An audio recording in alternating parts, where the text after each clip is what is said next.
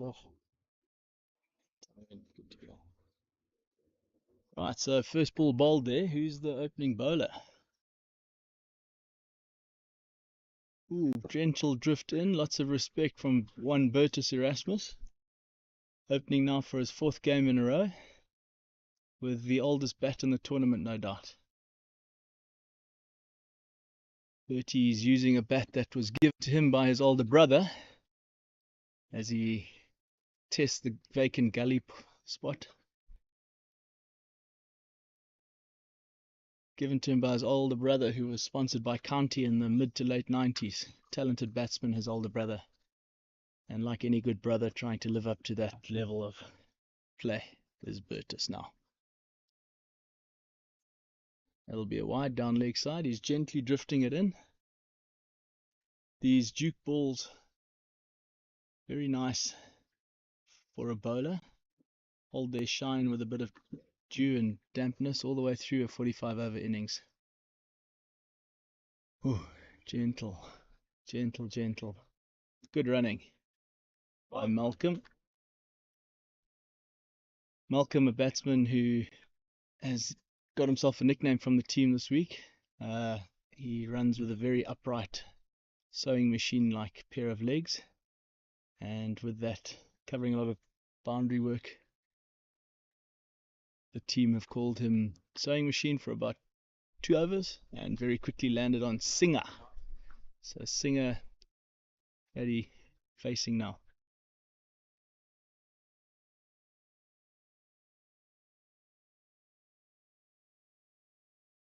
Very, very circumspect, which is right. He got a couple of ducks, 2 LBWs in his first 2 games this week. Got off the mark here on Wednesday. So we'll be looking to build on that today.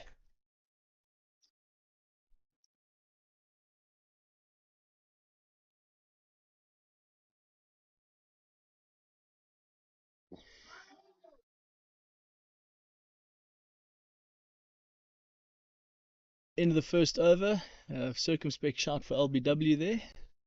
Bit of bat and pad in whichever order, perhaps benefit of doubt going to the batsman. So I'm sitting here commentating today without Austin Corkin, Austin, heart and soul of our commentary on Wednesday, as some of the injured South Africa A players walk past. Austin's going in for his operation. Does anyone want to come and have a chat about your injuries? Just now? Okay. You don't look like you're injured. So here comes Garnet Kruger into bowl. No, totally. Nobody can get a word in edgeways. So Bertie looking intently into the square, deep square leg side, and then down to backward point. Interesting to see what Garnet dishes up here today. Is vicious on Tuesday to us. Great line and length. Knocks it, and oh, good intent as always from Bertus. That's his middle name, Intent.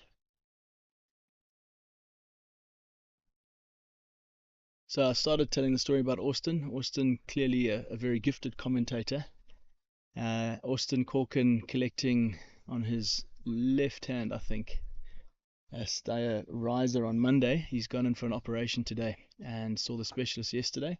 So Austin, if you're listening or thinking of things, boy, we've got you front and center here. All the best as you go under the knife today. Well played, Malcolm. And come to join me is Raymond Buchanan. Mondo. Morning, ladies and gentlemen. For my Mondo. sins, I've been asked to come and say a few things. Yeah, it's very, very monologue if I'm talking on my own, buddy. I can understand need a bit of, yeah, you don't hear me say too much. And look here, comes Trenchy. Trenchy. Just doing some waters. Just some waters, eh? Are you not doing your bicep? Okay, do your job. Oh. Angled bat very late down from Bertus there on a riser from Garnet. So Mondo, tell us more, buddy. Your nickname Mondo, where does that come from? Honestly, Raymond I think Buchanan. Oaks were just lazy to say the full name Raymond, so just go with Mondo, I guess. Mondo. Okay, so it's like an extension, Raymondo. Yes, sir. But Yeah. don't go Ray. Yeah, Ray Mondo. I'm sure we've all been called a lot worse things in our lives. Yes, those have gone round. So Ray, tell us a bit about what you're going to be doing today. truth be told, I'm hoping to get a hell of a lot more off the bat. I've been a little Okay. frustrated with myself. I've even had a fine message from my young son, Charlie. Yeah. He's just like, Dad, don't forget your backlift, your 60-40, and Do you want to? just remember it's a fun game and enjoy it. You're looking frustrated, Dad. Come on, just go out there and do it. So Fantastic. So that's from an 11-year-old boy who's being been- challenged by his old man. Yep, absolutely. He's reversing the roles. It's normally me telling him these things in the nets, and he's He took it upon himself to send you a voice note yesterday. yeah, that he did. I've even started. It's going to be my little inspiration before I go into bat. Yeah, So probably worth playing for the listeners just now. yeah, Give them a bit of airtime. absolutely, yeah. So Garnet moving in here, building up a nice head of steam. Oh, pitches one up. Will that go through? No. Nice and clean off the And bat. those size 15s have really done themselves justice there. Big man Vanna Pretorius. Yeah, he Uh, moves very well in the field. no, he for a man does. his size, He- when we played him down at the other field at Yeah, our he was uni club. What was he at Cow Corner and ran across, and No, I didn't think he would make that many meters. He did, and reached out with. Yeah, I work in the safaris. I was waiting for that like a giraffe, you know. But no, he was silent and he whispered across the field and got to those balls. So yeah, very maneuverable for a big boy, that's for sure. Yeah, also loves the sponsors Amber Ale. Mm-hmm. Very happy to lead fines when we played the SAA team on Tuesday night. Yes. Some good humour there, hey? Oh, Remember? it was really good. I'd tell you what, that's been one of the highlights of this trip. You know, the anticipation of coming down, playing for the Masters, and Yeah. you know, anticipating a really serious vibe, which it has been on the field. But Yeah. as soon as it's off the field, it's all fun and games, huh? Oh, have a go. That's it. No, so talking about highlights, buddy, tell me, how have you found the week? What highlights would you put top 3 for yourself? For myself, well, look, to be honest, you know, my opening spell against the South African main side, Yes. after coming in after my first 2 overs, having a few bees in my head, you know, a little concerned that I got a bit of weight on my shoulders, all the boys' eyes on me. Yeah. But managed to pull it right, and you know, the practice I've been doing back at home in the concrete nets with my lighty, Yeah. it paid off, and just hitting that spot and getting a maiden even. So I was pretty chuffed with all that. Obviously, the shoulder hurts a bit afterwards, but Yeah. I still felt very fit and strong. So yeah, Good that's to hear. definitely That been was a one of big my highlight. absolutely. Yeah. What would go in the number 2 slot for you? Do you know, it wasn't necessarily a highlight, but a big learning curve coming in on this same field the other day, just for the 2 overs, running into the wind, slightly uphill. Mm-hmm. And then noticing some of the more experienced boys afterwards having shortened their run-ups and gone, no, we're not doing that. We're just going to come up and hit a spot. So it's a highlight of a learning curve, really. Oh, I wondered if you had stuck him there. Sorry, I've completely forgotten to talk about the cricket, but I suppose our viewers can watch it and make their own minds up while we talk about other things. Yeah, we've got high hopes for Malcolm today, huh? Yeah, slash outside off stump and an appeal from behind the stumps, but turned down by the umpire. Ooh, very gentle drift in, and I must be honest, you know, I think there's a lot of circumspect batting here. I think a bit more intent could be called for, but that would change the dynamic and perhaps increase the pressure. Interesting long on down there on the boundary. Is he all the way, Raymer? I'm not too sure, but if he is, he's definitely a long way out. Huh? It's Yeah. a big field, that is. It is a monster part of the field. Take. But I think for Malcolm, really, I mean, you know, obviously his first 2 innings, and without getting off the mark, so to speak, Yeah. he's obviously feeling it today, and obviously wants to contribute in some way, shape, or form. Hundreds. And I'm sure that's what's on his mind right now. And Yeah, he's not definitely going to throw his wicket no, away. he's not throwing anything away today for sure. Yeah. These pitches have been pretty interesting as well. You enjoy it? Tell me how you rate them compared to the Zim pitches. I suppose we play a lot at OGs in Harare, hey? Yeah, and look, to be honest, I haven't really had much in the way of cricket back home with the winter leagues and stuff like that, in and out with work. But I think with anything, you know, I've always been told to be a front foot player, and with these pitches, that's definitely the way to go. Certainly to some of the spinners. You think front foot here is the way to go? I suppose there has been some variable bounce. There's been variable bounce. Even this morning, you know, looking at our guys coming in to warm up, some of them were zipping through nicely, and then old Matt Hossack, you know, with his height, one of them just died on it. Sure, that was on one of the old old pitches, yeah. I hear you, okay. So I'd just be very aware of where that ball's going and just be as quick and sharp and alert as you can. But I think there's a bit of honesty in planting the front foot. You can't plant it in the line of the ball, frankly, and play around the front. I think the umpires have taught us the hard way that. They've 5 LBs to us on... We'll have a go. Going over the top. As I said, Bertus Erasmus Oh, Bertus Bertus, Intent Erasmus is his that looked middle like a name. doggy shot. I apologize. Yeah, I think also the other thing now, I know we're all feeling it a bit with the legs and the aches and strains, but we really have to push our ones and twos here. I think, obviously having lost just by a couple of runs in our last game on this field, I think intent on those first runs, getting a second, really try and realize that this is our last game, and no matter what happens, we've got to get those runs on the board, huh? So I've had a little chat with some of the boys in the other team. I was lucky enough to spend a few years studying with the wicket keeper of SAA, so Mark Nell, a very good man from Boerland. His father's a winemaker down that way. And then had some time. Great shot, Bertie. Nice little guide there. Yeah, that's looks like he's got heaps of time. Yeah, absolutely. Yeah, that's good to see. And then Werner Pretorius was a absolute legend in the Joburg LMS leagues for many years. He and his brother was an incredible wicketkeeper, or is an incredible wicketkeeper. And his brother, I can remember standing up to absolutely anybody, any bowler with any new ball, anything, where he would stand up. Wow. And yeah, take it like an absolute bullet. That Anything takes some down the incredible skill and soft hands, I would say. Oh, Yeah, there's a well little played. jumper on old Malcolm there. Malcolm played it well with a good bit of technique. He's punched it to third man. I think you got a bit of glove on that one. Yeah, Eh? yeah. Little flick of the wrist as he's Hasn't- coming down the. Hasn't learnt anything from Corks yet. Obviously, our thoughts go out to Austin today. Yeah. Mentioned him earlier. Okay, No, good. but carry on. Yeah, no, he's obviously in high spirits. We're hoping for a swift recovery with his So Ray, broken hand. either we've increased the viewership or decreased it from a much bigger number with our commentary, but we have 36 viewers at the moment and 3 likes. So not even a Fantastic. 10% likes. Well, So we've got to up the ante. I know, we've probably got to be thinking about what Corks was talking about to get the sort of likes up. If you are viewing and listening and you're liking what we're saying, you're welcome to add a few likes. If not, we'll rotate very quickly for you. Yeah, that is the thing. If there's any guys out there, we know some of our Zim guys on the group have always got some interesting topics that they want us to bring up. Some we do take on, some we actually bypass. Bertus is just hidden behind the stumps as Ghani threatened to throw at the stumps. I think there's a fair few of everybody. Hey? Mm. We hope so.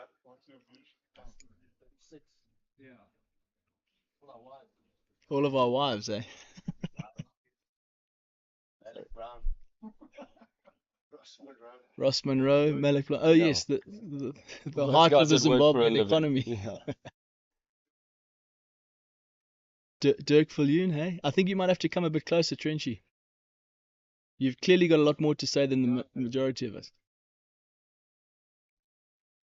Right. Gentle drift in. Oof. Gentle drift in. Now, Trenchy, what are your thoughts on this bowling attack and this tactic? I think tactic is just trying to create a bit of frustration, to be honest, On us, on us. as I mean, being Zimbabwe batsmen, clearly good bowling there. it's good bowling, but we're letting him bowl at us. Hmm. I think we've got to be a little bit proactive. Yeah. Maybe a little shuffle down the wicket from Fuddy. Yeah. Maybe work it through mid-wicket, mid-on for one. Yeah. Get the rotation of strike happening. I At suppose the moment, they're just building the pressure. Fuddy is it seems to me, I haven't played with him much, only this tournament. Hmm. But he seems like a patient guy. Yeah. Obviously, Erasmus is less patient, or more attacking, should I say? Yeah. And he'll be itching, I think. I think Bertie has the middle name Intent. Yes. No, he does have. So I just hope he doesn't get too frustrated and play a shit.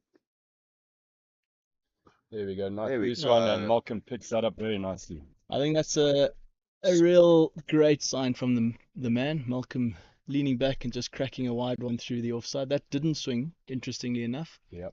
So I wonder if that was an attempted variation. But he's dealt with it very nicely. Bit uppish through the covers. I think just in front of square there. But Beautifully timed. And Great that's shot, just and that's led to a man being pushed back to the boundary. So he's built himself a bit of a single opportunity if he pushes one into the mid-wicket, extra cover area. Oh, and the fielders are doing a good job to cover up for the man pushed back. That's the end of the over. Zimbabwe moving to 14 for none after 5 overs, but you probably see that on the screens. Mundo, Stevie, tell us about this World Cup in February. What are you guys thinking about there?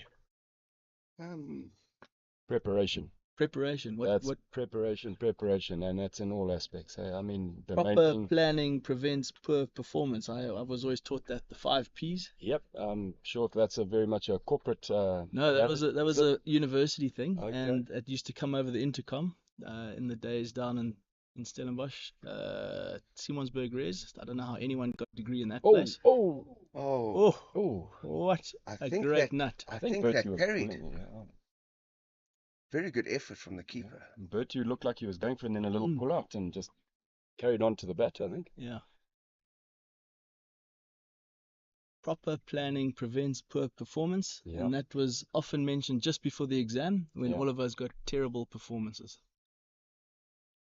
Clearly proving the lack of planning. Yeah, so having said that, making sure your body's able to handle a good 2 weeks Okay. of solid cricket, Yes. and then just ironing out all the little bits and bobs with the bat and the ball and making sure that we're hitting those spots.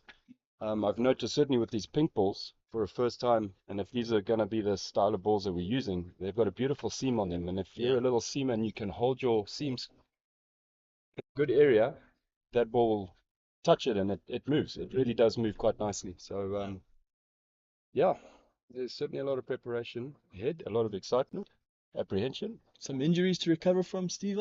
Yeah. Hey, Steve Trenchard here standing behind me. Got a bicep injury on this ground on Wednesday. Yeah, so unfortunately it tore off the elbow joint. So we'll get down. Oh, fantastic. Put down at cover just over his head. I think that really should have been taken. should have. Bertie gets away with that. I have to be honest though, that catch screamed like how probably most of us are feeling. It's there, your mind and your body are willing, but your ability is just 4 days of cricket down. It's the constant. What I find is the concentration. Certainly with keeping it's been hot. Sorry, wait for this ball. Well left, Faddy. Faddy being very patient. Yeah, I think he's waiting for that bad ball, and he'll give that bad ball a fair tonk. Fair go. So yeah, from my side, obviously try get fit for the World Cup. I'm not sure, but we'll see after the surgery and the rehab. I know Lance did the same thing. Lance Malik Brown. He's 20 odd weeks now. And it doesn't look like he's going to make the World Cup. I'll put an outside bet on the fact that he'll be down there, and he will be supporting in many ways, shapes, and forms. Yep. Lancey, we're thinking of you, boy. We've missed you this week, although not at the fine sessions, thank goodness. We've had enough guys to do the fines, that's for sure.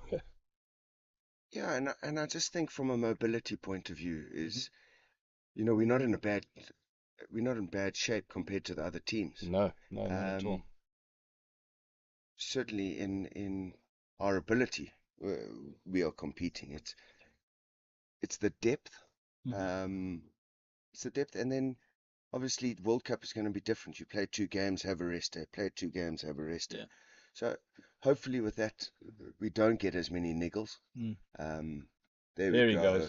Bertie, middle name Intent Erasmus, has just smoked that towards the. They're running nice and hard. They are running really nice and hard, which is great news. It's just touching the rope there. Shot, Bertus. Good shot there, Bertie. That's great intent. Yeah. Swinging into you. Shimmy. He's bowled 3 overs, had a 18-ball set of sighters, and he's now launched him. So it'll be interesting to see how the SAA team come back against this Intent, because there you go, chances are coming as the comment. Absolutely, they'll come. But with 3 out the circle, you've got to choose where you want to put those 3. So what have they got? They've got mid-off. Mid-on. They've only got 2 out, Mid-off. and Miran. And that's wide. It could have been called wide. Oh, And he's there we go. He went the opposite direction, huh? I mean, So obviously he's not picking it up, eh? that's been something that's happened a few times. Balls have been hit at guys, and guys have just looked and gone, "Where's the ball?" So yeah, interesting. so. And then we got to do. Sorry, go back. No, no, I go. think we got to do a lot of fielding, eh? Yeah. You think our field? I mean, have we lost a lot on the field? And we're talking quite a lot about us. I'm talking now in general. Have you seen a lot of improvement possible in the field, or do you think that people's bodies are just where they are? I certainly think it's taken its toll. The guy's arms are a bit tired now. His shoulders are a bit tired. So we're getting around the field. It's just we're losing a couple of singles because of the arms, because of the speed to the ball.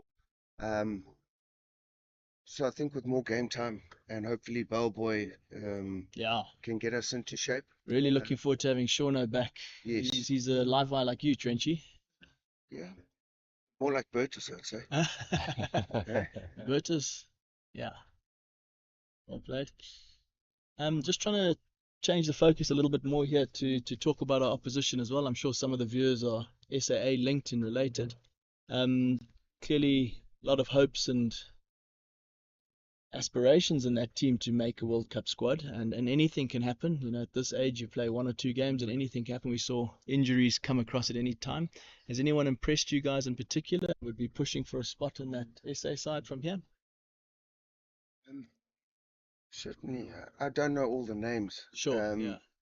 But certainly there's 3 or 4 guys in this team that certainly got the capabilities of being in the World Cup squad. Yeah, no, absolutely. I think with South Africa playing a lot of over-40s club cricket, and then they have a provincial tournament. Yeah. There's a lot that can happen. Yeah, there's a lot that can happen, but there's a lot of more players than what we have currently in Zim. So I think they're going to have a very strong side going into the World Cup. Undoubtedly, the depth has just been shown. Yes. Yeah. You've got an ex-international here coming into bowl, his 4th over, is it? Yeah. Garnet Kruger coming into bowl. I can remember watching him on SuperSport back in the day, possibly in and around that Christmas period, which is coming up. A bit of cricket on TV, lazy holidays, and Garnet Kruger running into bowl. One thing I'm very glad about, Mark, is he's not as aggressive as he was on TV. Which I saw Burtis Erasmus just now run behind the stumps when he shied. Okay, maybe I've missed it then. But he's certainly got that competitive spirit. Yeah, I think Bertie's had a good go trying to disarm that aggressiveness from Garnet Kruger. Yeah, every time Garnie beats the bat, Bertie says, well, too good for me. He sort of nods at him. I think he's commentating his own innings here as Bertis. I wouldn't be surprised. And you know what's also interesting? I will chat after this ball. Solid from Bertie. But after the games, we've been speaking to the South African A guys, the South African main side, and even some of our guys have been talking about the boys that they play with in the leagues down in Cape Town and things like that. They've noticed that some of the players have upped their game somewhat, and they've obviously been doing their work. And they've all admitted to, this is crunch time, and everyone wants to put up their hand and have a go and be a part of it. Yeah, Ray, I think you and I should add a great shot, Bertie. That's it, Bertie. Nice. Beautifully timed. Well done. Sit, Bertie. Well done, buddy. Yeah. You and I spoke about it actually early on. This is the most competitive, sort of the highest standard of cricket, certainly that I've played at. No, absolutely. And that you have as well. Yeah. That we don't have a pedigree like many of the other guys, coming off provincial or national schoolboy teams and the likes. And all sorts. Yeah. No, it's actually been interesting to find out what most of our guys have actually done, that we didn't know about. So, Doug Marilia certainly inventing the Marilia scoop, which subsequently got named. This is going to be in my hand for a catch. Are you going to get it, Mark? No, it's in the side. There we go. Shot Bertie. Big invent.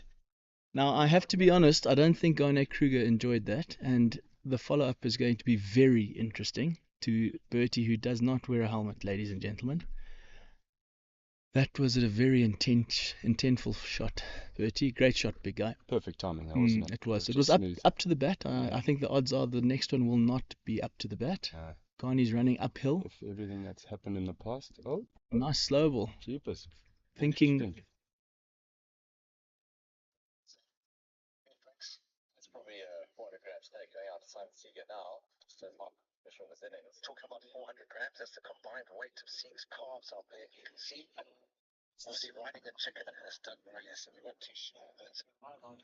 A bit of commentary from the other day. Bertus Erasmus having a bit to say about Siegs's calves. Some Apparently you ate his calves. Well, the equivalent in one sitting. What? Listen, Yeah. there was a very hungry man on, was it Tuesday night, eh? There's certainly been a mass migration of cows out of this province, that's for sure. They all got word, and there's no more farmers are bleating, their cows have disappeared. But the food has been great. It has been very good. Wishy, yeah. Mm. So, Malcolm, get a single there for Bertie. Get him a bit of strike against this man. I think it could be a good. Yeah. Bertie might tackle. hit them both out the attack, I think. That's what he's trying to do. Yeah, word from the inside of the SAA camp is that there's not a great deal of bowling depth in their side, but let's see if that was a little bait and plant or whether it's the reality. So, Mundo, Steve, Talk to me. Very interesting part now. Feels like there's something coming. Yeah. shot. There you go. They've kept the sweeper out. In this league, as Doug or as we've chatted last night, it's basically saving the four ball. That's what we're looking at doing. You know, 5 over. It's over the top. So a very aggressive shot for LBW there. It would have been the 3rd time this week that Malcolm has been stuck. So thankfully he's going to keep his record at 2 for now. Yeah, no, those LBs have been haunting us a bit. Yeah, I think not playing front foot LB In Zim, in it's Harare is made a a bit big- of our own yeah. worst enemy. That's for certain.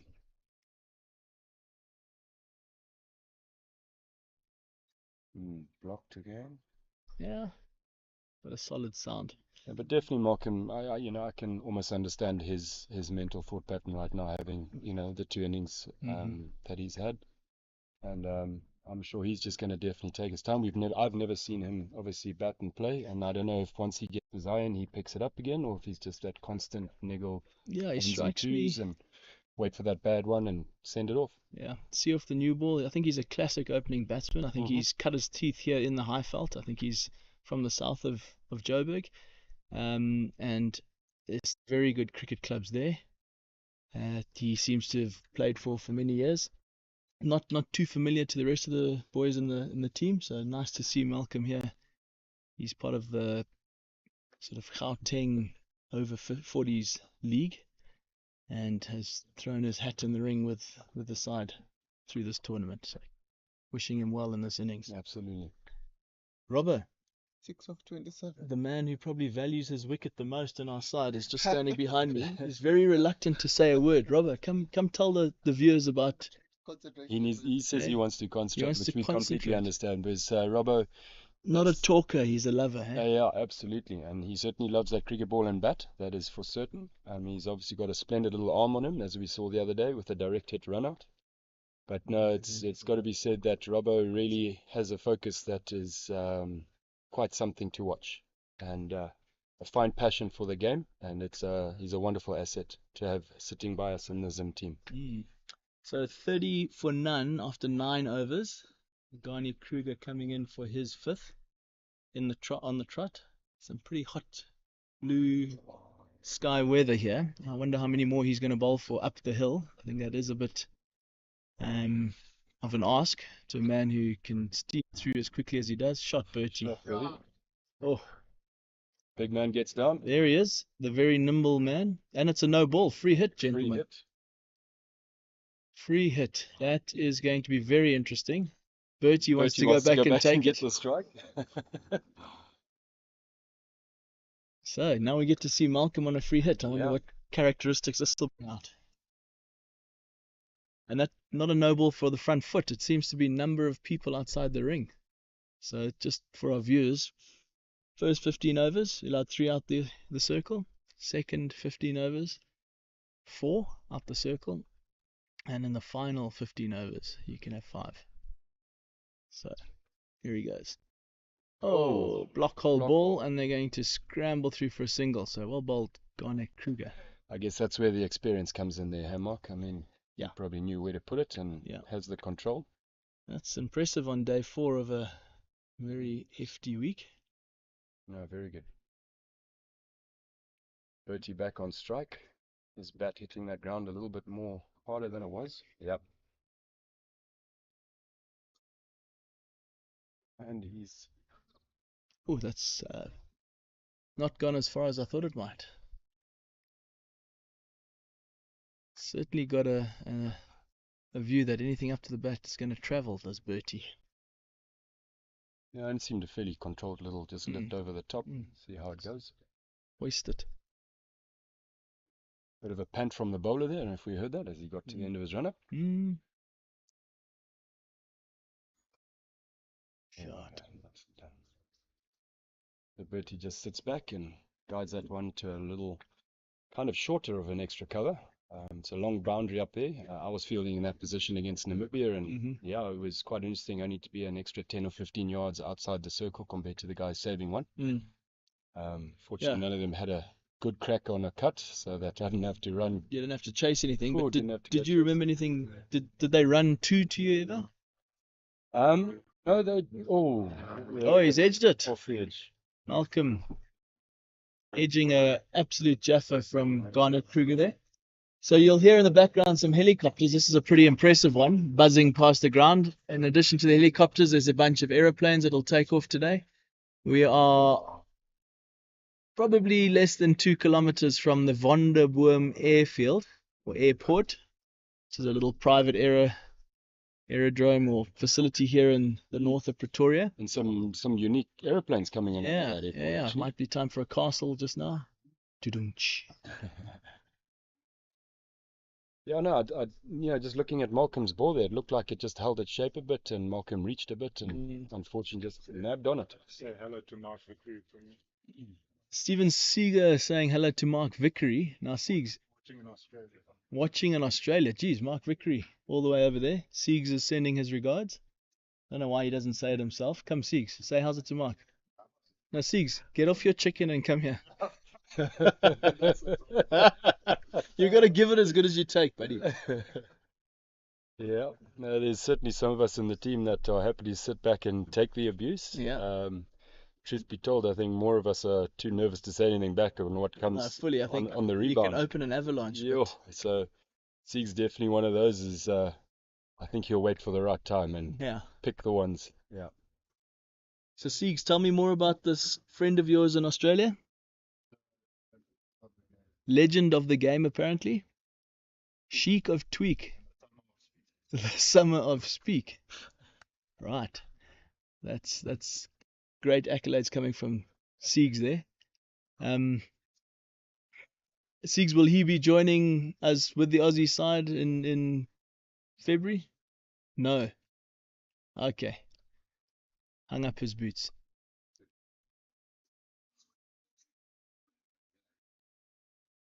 Right.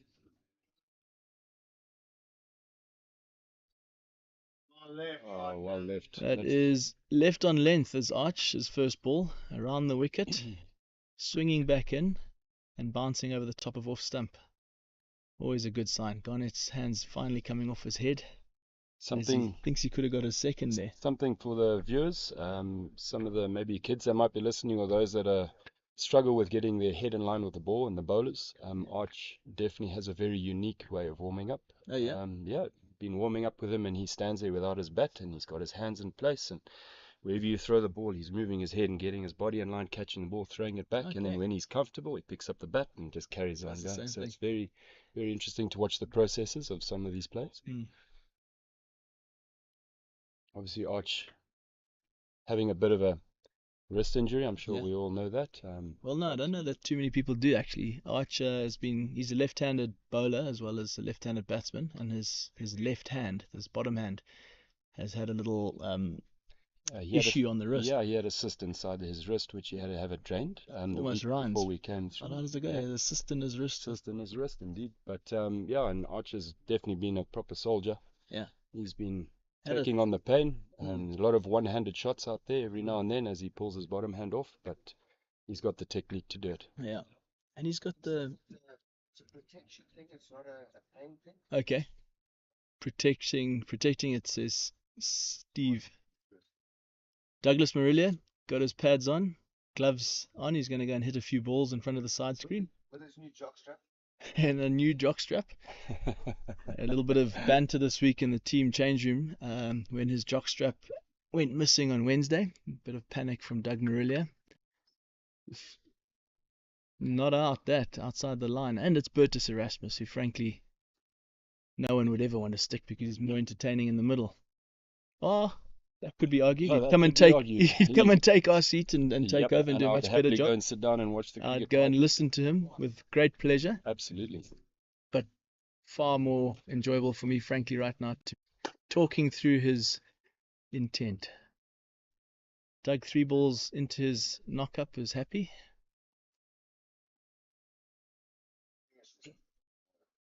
Yes, cricketers, when they're good, they're good. Shot. Oh. Right, Doug Marilia, in he goes. So this is now Doug and Archie bat.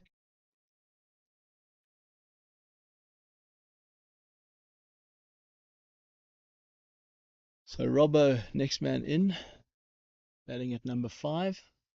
Doug Marilia walking to the crease now that Bertus has pushed one to extra cover. Yeah, Fatty, come talk us through. Yeah, Garnett's hitting good areas. Yeah. Bringing it in and out. Yeah, he got you with an away swing. With an away swinger, Yeah. yeah. I wanted to just run it down to third man, but looking back at it, wrong decision. See, you got a bit of ice there on your hand. Which one Yeah, is that was for? Garnett's one first ball he bowled to me that jagged a bit. Caught me on the bottom of the Bad luck, Bertie, well batted. batted Bert. He's just giving us a summary of his thing. It's piss poor, he said. And then, yeah, the old man that's bowling from this side is bowling nice little in-swingers. Yeah. But he's Wicket bowling keeper. very. So he's basically bowling it middle and off kind of idea. Almost like 2 leg to a lefty. Yeah. And then one swings, one just holds. Yeah.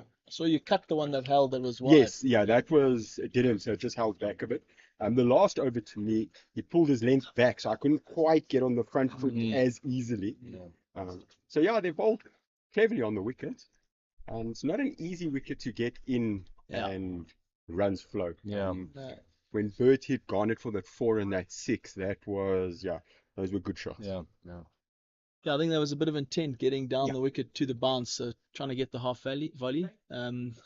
Certainly the 6 was just a fuller ball from Garnett. I don't think Bertie came dancing down the No, track. what was nice with Bertie with that one, I don't know if you can see it in the replay, but he actually batted deep in his crease. Okay.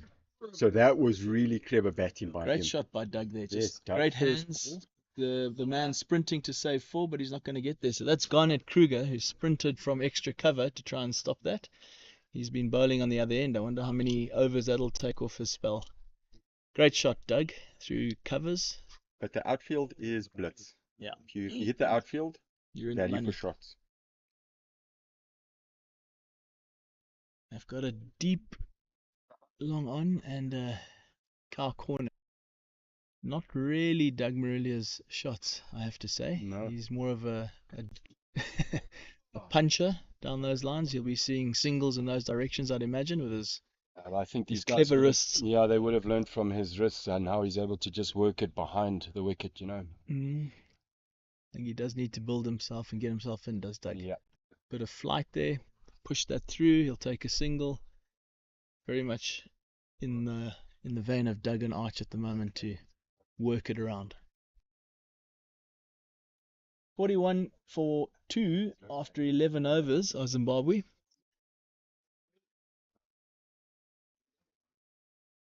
There we go. Garnet Kruger after a sprint to extra cover.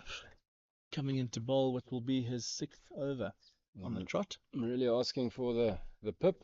Yep. Getting a few words from Werner Pretorius as Doug. Bit of advice or a few chirps, I wonder. Hard to get into Doug's head, I think. So probably a bit of a friendly chat. Yeah, Chat. absolutely.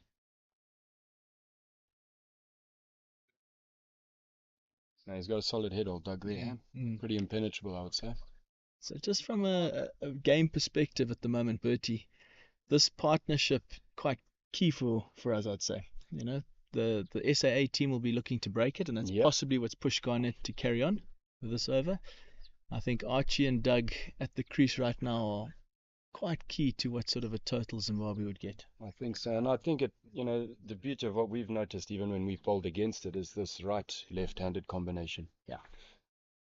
Day 5 of a heavy week of cricket. A few field changes now.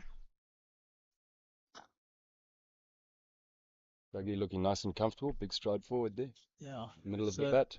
Wonder, I think you and I need to take careful stock of this worrisome thing called the commentator's curse. Yep, I've learned this from a long time ago, and I will just make sure that he's... So I think time to talk a bit about the South African A team. Oh, very nice. Nice bit of bounce there. Managing to get that ball go through a bit. In the 6th over, that's running uphill, not a bad effort.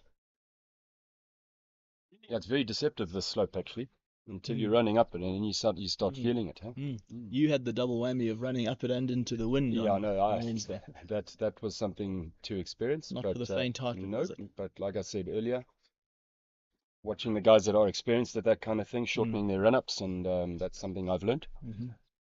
But it's very calm today, just a little slight breeze here and there, but you can feel the heat is slowly starting to pick up. I think this afternoon is going to be a baker. Oof, yeah.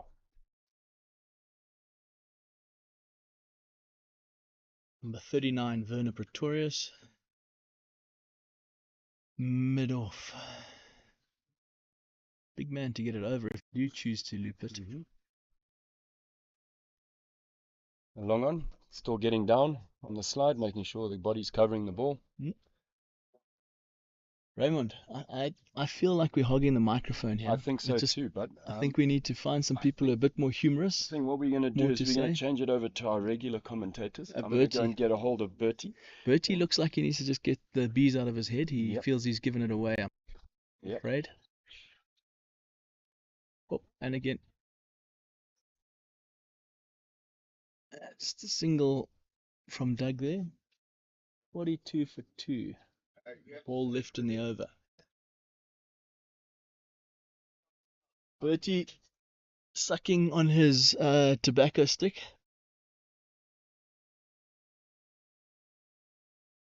I think Mark Farrow should also have a chat. He's a man with a lot of stories and history. I understand fully why commentators get slots to talk through. Yeah, as we sit here, I mean, for me personally, and I'm not saying much, but it's just watching how these guys are maneuvering their field on every ball. Just trying to figure out the mindsets that these guys are having and what they're trying to do with each bat. They've obviously seen most of our guys bat, and they had a bit of toil with Dougie and Arch on the last game. And Doug's gone down. Okay, that looks like a bit of a stretch or something. An assisted stretch. Arch, Doug. Don't know that there'd be too many statues made looking like that, I have to say. Talking of statues, there's a very interesting statue right behind us here. A little bit of a Lords-esque attempt. Not quite the same skill from the sculptor, frankly. But talking of all these stretches, I'm sure everyone's heard how much the boys have been in and out with the physios and the chiros. Oh my gosh, yeah. And they've certainly been able to find certain little niggles here and there that we didn't even realize we had. Tell you, the find of the tournament, or the man of the tournament for me, find of the tournament, probably those compression socks. Those are incredible. And not socks so much as sort of compressed air bags that you put your legs into and then sit for 20 minutes under different programs and have, you know, the various things that are built up in your muscles drained. Yeah, and they just slowly squeeze from the feet up through the calf into the thigh, and you know, kind of what they were saying is squeezing out all the old blood and new blood comes in, get the circulation going. And if you felt like you had heavy legs by the end of the day, I tell you what, a quick session in there, I stepped out and I was like, whoa, I feel like I can go again.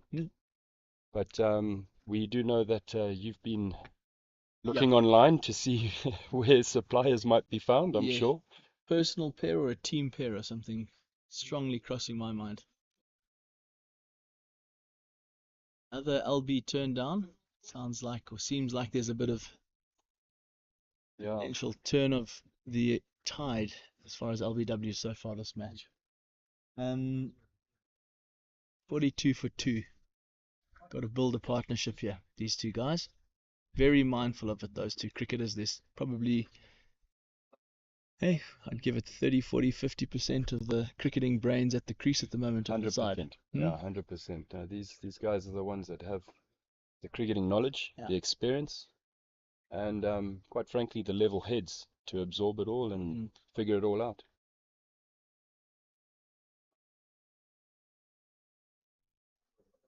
There we go again. Namibia moving boys Namibia, around. SAA. SAA, sorry. Still probably still haunted by our game against Namibia. It was a good game. It was a great game, absolute great game, and like Dougie said, to have it swing in so many ways and finish like it did, that's why we play the game. It was a proper cricket game. At end of that over.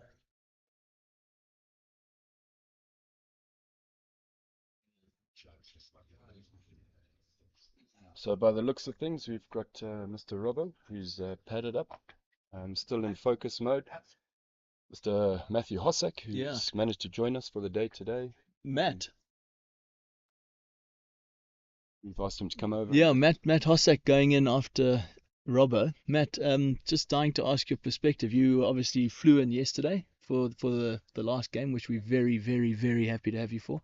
What was it like sitting on the other side of the boundary, the border rather? The Limpopo. Yeah, trying to make sense of this thing. And how's it No, I to be think here? Firstly, it was great to be able to actually watch. Yeah. I wasn't aware that we could watch prior to this tournament. So Pitch fantastic vision. to be able to watch and to obviously keep abreast of the score. Yeah. But yeah, very happy to be here.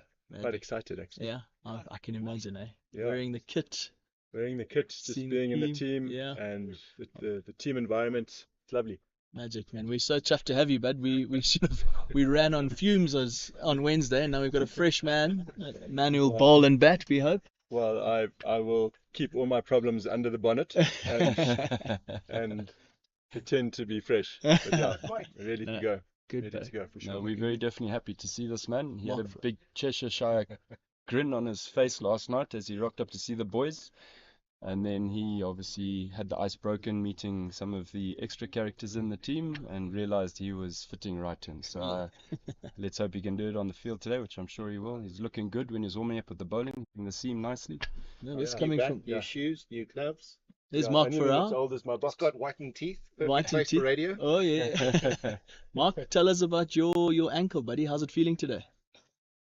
The blue ankle is the least of my worries. Blue ankle, yes. And I must attest to that. It's a deep shade of purple blue with a pool of blood along the bottom of his. Oh my gosh, he's just shown me his stomach as well, which seems to have been playing with a cricket ball quite enthusiastically. I also have groin injuries, but I'll save you from that. Oh, Marcus. thank you. So the two Marks, Mark Farrell, tell me about the Over-40s cricket league in Cape Town that you play in. Yeah, it's a wonderful format. Yep. We usually play 20-20. Yeah. So this is quite different. Yeah. Obviously a lengthened lengthened version of the game for us, so be a bit more patient. But Yeah. yeah, it's not usual for us to be 160 overs in a week. So body's taking a bit of a hammering, but wonderful platform for the World Cup. 180, bud. Yeah. Well, some of us haven't played for the whole game. Yeah. But it's the league we play in Cape Town. It's great. We get to know a few of the guys playing today, as well as the guys who are in South Africa and the national first team. So it's nice to see them performing. Wonderful format for us.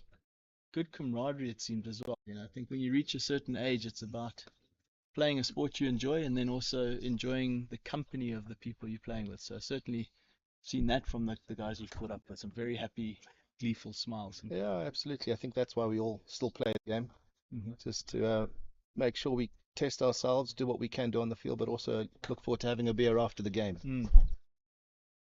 Yeah. So Tommy, do you know any of the SAA players here in particular? Anyone you could talk to? I think we've been very Zim oriented in our commentary to date, and it would be good for some of the South African listeners to hear. No, not too many. There's Abrams who was at Club Champs a couple of months ago Yeah. in Potchefstroom, Okay. and I think he was quite effective for the Paarl Heat Okay. guys. I think he picked up I think it was something like 8 wickets in that 2.5 days that we Okay. played. So I think that's what got him into this side. Mm-hmm. Not too many of the other guys. I think Birdie knows quite a few, but Okay. certainly the guys in the South African setup. Yeah. And yeah, I suppose just to reflect on the SAA game against South Africa on Wednesday, that I think there were moments in that game where the SAA guys felt they were close to putting a bit more pressure than perhaps was expected on that SA side. The first couple of wickets only came through runouts, and after a nice opening stand, I believe. Yeah, it's nice to see the two teams coming closer together, and maybe one or two of the guys from this setup might find themselves in the national team. Who knows? Yep. But it's certainly nice to see them applying what they were brought into the team for. Actually doing. Yeah. Wonderful shot. That's a conventional sweep. That's Lovely shot, the Dougie. Marilia sweep, is it? Tell us about the Marilia sweep. Jeez. I think Dougie's got every shot in the book. Hey? Wait for it going over the top as well. Yeah, there's a wonderful clip on YouTube of Doug that seems to do the rounds every time it's his birthday. Yeah. See if we can't get some audio of that clip soon to play for the listeners. Break the monotony of our voices. I believe the bowler was Glenn McGrath. Fancy cricket shots, those. Marcus, can I leave you on the mic, and can I go and get one Bertus Erasmus to join you? I think this would be a combination made in heaven. Bert, you can talk us through his things. You can also sort of show us what a delicate shot from Doug. Yeah, wonderful shot from Dougie there. Nice paddle down, just down 45 there.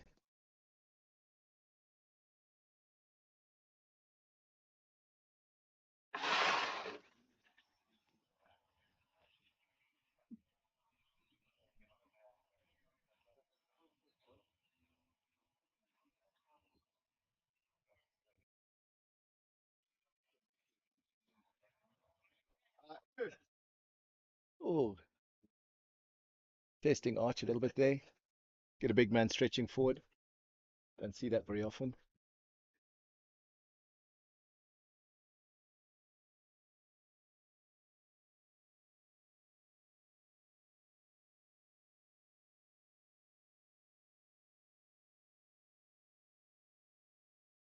David's going for 7 off the over at the moment. 1 ball left to come. Nice to see him bowling. He didn't get a chance, I think, on the first 2 days.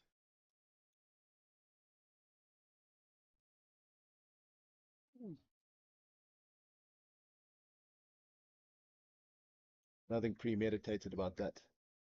Just before drinks. I'll take off the pitch. No, I'll take off the pitch. After 50 overs, we're 50 for 2.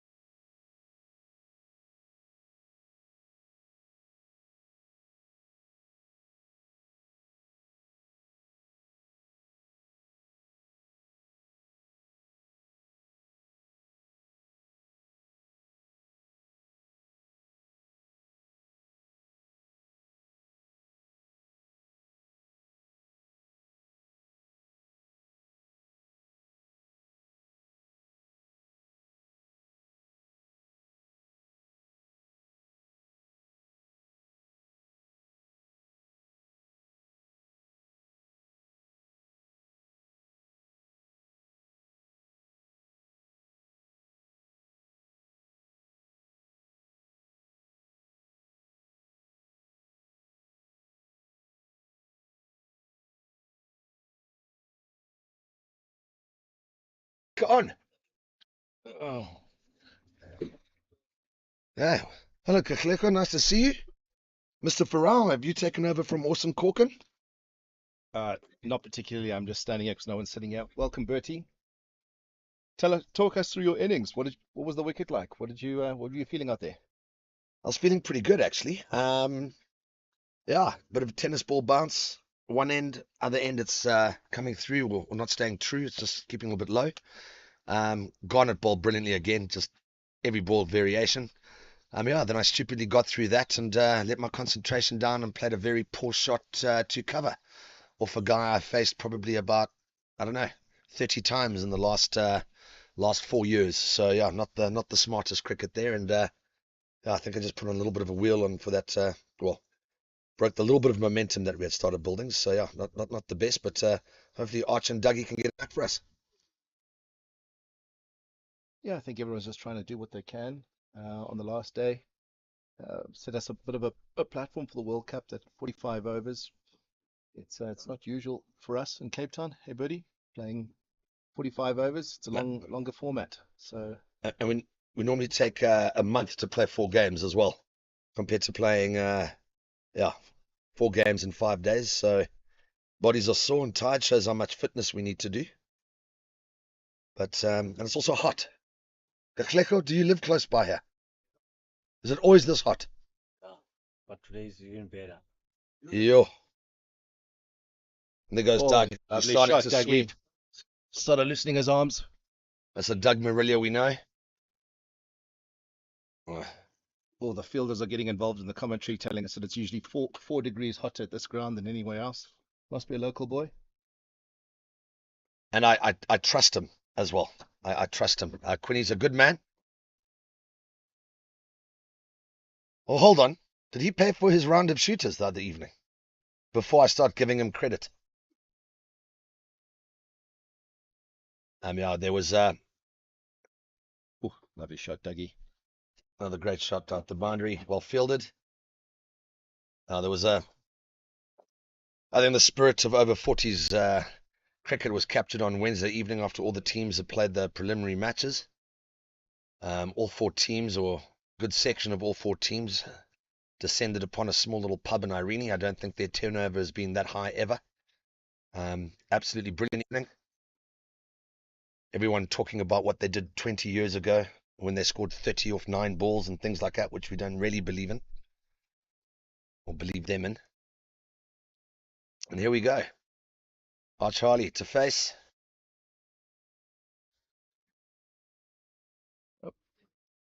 Tries to go big, missed times out to mid-wicket, squeezes one out. We won't mind as long as the scoreboard keeps ticking over. Yeah, 57 for 2 after 16, Birdie. What do you think the total will end up on? Well, if they keep bowling like this, I think 180 would be a good total. But as we saw the other day, this field's got a good 240, 250 in it for both teams. So we need something special again. We need Mark Nicol and Robert to do what they did the other day. Yeah, they did incredibly well. 114 run partnership got us right back in the game. 250. Yeah, but one of our secret weapons have flown in. Matt, how's your sack? Hossack has joined us. Very athletic, looking fine, prime specimen. He did find his way to the physio first thing this morning, though. Yeah, but Matt's just one of those guys. I mean, he's the GQ boy. I mean, he's a good-looking lad, hey. Yeah. Still not the best-looking boy in his family. I know his dad, Adrian. Oh, absolute belter of an individual. And he got his older brother, Benj. He used to be my sort of competition when I was younger and showroom condition myself. Geez, that's a long time ago, Birdie. No, mate, that showroom's completely crumbled and there's oil all over the floor, my friend. It's not looking good. And I believe what enticed Matt to come and join us was that he's the only one in his family not playing competitive sports. So I think even Lee has found a way in playing Yes, his veterans wife. hockey. So there's really no excuse for Matt not to have joined us. His And I'm wife glad is that- his wife's a superstar. Sam, his other brothers are superstars. Kids do well. So I think, yeah, I think Matt had to just come and do something. I mean, when your 4-year-old's asking you, Dad, what do you actually do? Yeah. I mean, you've got to step up, Mark. Yeah, and then you got to get yourself on TV. So great platform for Matt to show his way today. And what a great TV platform as well. Pitch Vision sponsoring us. Absolutely brilliant. Hopefully with this enthusiasm, they will pay for my round of drinks later. This is going to be fantastic out here today. We've got a few more supporters today. Last time there were 9. Today I've counted. There is 11. So things are definitely looking up for this ground. And here we go. Dickie in. How many are? And Archie just plays that just to defend it out for the last ball of the over. We are also a little bit nervous today about... That was a maiden over. Look, from David's. Oh, very We good. haven't seen one of those, I think, the whole week. Not from us, certainly not from the Oppo. Very true, actually. Very true. Hopefully not too many more of those for Zim.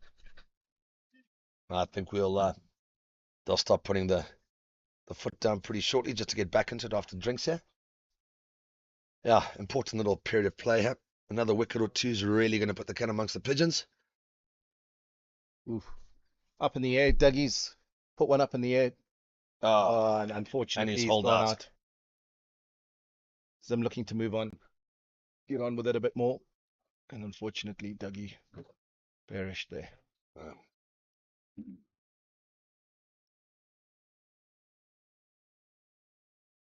Yeah, once again, Cinderville hasn't been the greatest of starts for our Zimbabwean innings.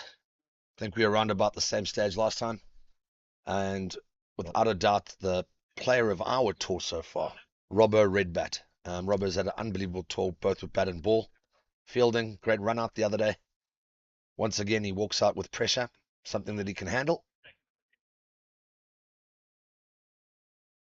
And a few words, but my word on the field, he lets it out, doesn't he? 100%, especially with the celebrations. Yep. He's got the third version of his dance, so we'll only get to see that if he takes 3 wickets or a direct hit.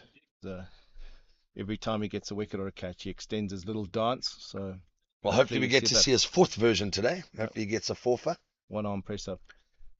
Things not looking good again for the Zimbabwean side, not just on the scoreboard, but Doug Maroon, our captain's come out asking for some painkillers already. Looks like his back is tweaking.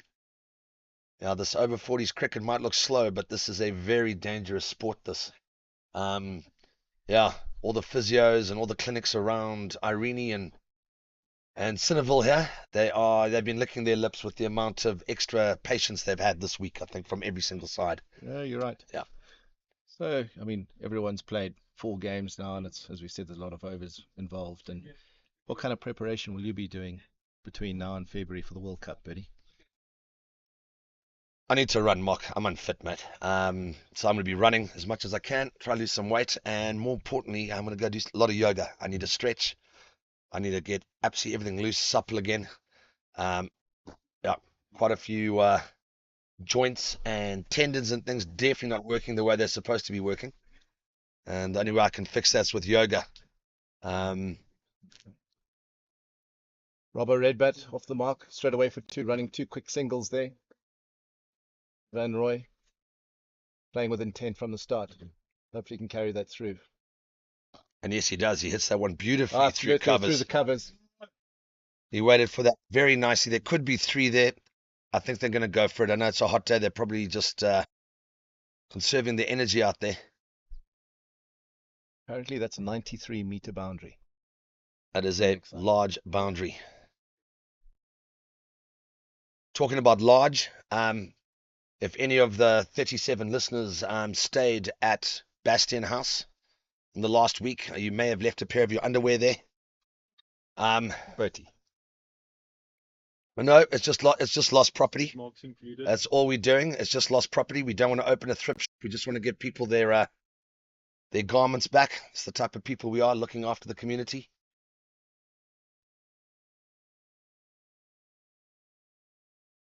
I have nothing to add there, Bertie. Skid marks included. Nope.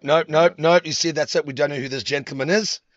Absolutely terrible. He's just come to sit down. He's heard the raucous laughter from everyone. He's come to join us, and he's just pulled in here, and he's making comments like that. It's terrible. No, This is a family show, and Zimbabwe is all about family and community. So we're going to get the security to remove him very shortly. Are you going to come and sit close and Let's just get it checked. you definitely Okay, excellent. I think this might be the owner of Pitch Vision. No, he's not. Okay, he's just pulling in. He does have shiny black shoes, white trousers. He He's got looks his like, shirt tucked in. He looks like management, Mark. looks like he's just come from Sunday church Yeah, and definitely got a face for radio, so he might want a gig. yeah. This actually might go well for him. Now we'll find out. We'll interrogate him just now. He looks definitely like a committee member of sorts. He looks like maybe he needs to get anything done. There might be 4 or 5 guys included in any decision here. So yeah, this is going to be interesting. Not too sure what he's doing. Putting But he is walking over with purpose. with Here he is. He's actually got someone else to get him a chair. now that he's got air freshener and mouthwash. And he's ready. Come and introduce yourself. Yeah, Who good are afternoon, you? sir. Who are you? Why are What's you your height here? and position, and why are you here? Good day, guys. My name is Jean Kutzer. I've been hosting most of the tournaments at Cineville. Just wasn't here yesterday, and was stuck in the CCMA this morning. So The CCMA. Oh, okay. For those. Suddenly we're not talking about cricket. For those Okay, that don't so know. for those of you who don't know what CCMA, that is not a good thing. Well, listen, hopefully for both parties. Oh, lovely shot, Art Charlie. That's Putting it over the top there. Has it think gone that- all the way? Oh, It it's has. way for Wonderful 6. shot there for Arch. Sending David's first ball for 6. Well, welcome, and I really hope that your CCMA matches get sorted out. Yeah, there's one thing. How come it's always so hot at your ground? What is it? Is there an oven close by? Has someone left the microwave on? Why is it so hot here, sir? well, as you can see, there's a few nice little hills around the grounds, and that just creates a little bit of a Like a bowl, yeah. a collection of all the hot air. Exactly. So if you just go to the other side of that little hill, it'll be slightly cooler. Not much, but it will be slightly cooler. And then obviously the further south you go towards Joburg, you'll have like a 2 to 3 degree difference between here and there. Oh wow, that's unbelievable that. But today is actually a little bit cooler than when we played here on Wednesday. And I believe the first day here was about 39 degrees, so that was an absolute scorcher. But now, how are you involved with Cineville? Are you So I'm a Vets club member here. okay? Just started playing recently, and only turned 40 in September. No, you Oh, I don't lie no, to that's us. not. You can't kid us. Guys, there's no way he's turned just 40 in September. This man looks older than me, and I look 53. So there is a lot of fibbing going on here because there's no camera to pick up what's going on. But no, welcome to the Over-40s. We've also got a few new players on our side in Cape Town. Has there been a good uptake here in Joburg and at Cineville and the clubs around in the T20 Over-40s league? Because we've seen it's just grown. We started 4 years ago with 8 clubs. We've now got 24 clubs playing. It's absolutely brilliant. And are you guys seeing the same sort of interest and uptake in the Over-40s league now? Well, yes. There's been a growth. Well, it's only been 2 or 3 years old, the whole Vets League. So it has grown, especially at Cineville. Cineville's got 3 Vets teams that they've got entered into the same league. Oh, that's excellent. And then obviously a whole bunch of players, obviously with availability. They'll let us know if they can play or not, and then most of the time you'll have the same players playing the same team, and it's just availability. Yeah, that's always a tough thing. I mean, it's always we in Cape Town we play on a Wednesday. So yeah, getting off work, the sort of life commitments, board meetings, all sorts of things going on. And then also just injuries, just lots of injuries, which is just crazy, which has been highlighted this trip. I think we all need to employ a physio. So if there are any physios out there with good rates, please get hold of us. Or just open up your practice just outside of our ground. Oh, Mark, that's why you're in management, my friend. That's a great business idea, that. Okay, what's happening whilst we've been talking here with one of the Citadel reps? No, we got I've lost the score. What's this? What, 71, I think? 71 for 3 after 18.1 overs. Arch sending the last ball for 6 now that we got it back from the next postcode.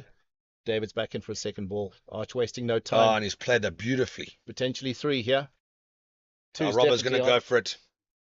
He might even kick it up. Oh, a little bit of fancy footwork on the boundary there. Yep.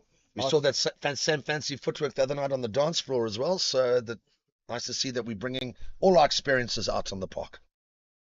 So I have a question for you guys. Knowing the conditions today and playing here yesterday, what's your score predictions? Obviously, you have your own score predictions that you want for the team, but I want 2 answers. So I want one that's obviously logical and one that you are hoping for the team. Well, I can give the one we're hoping for, 500.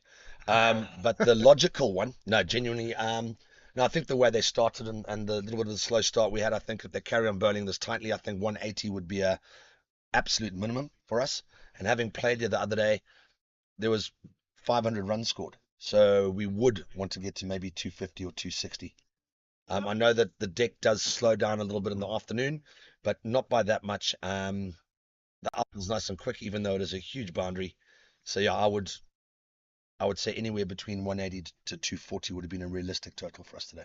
Yeah, I would have thought 220 is a defendable target on this, but as long as you keep the balls from going aerial, regardless what pitch you've put out there, if you let things go for 1 bounce 4s and 6s, then obviously that's when the numbers pick up very quickly.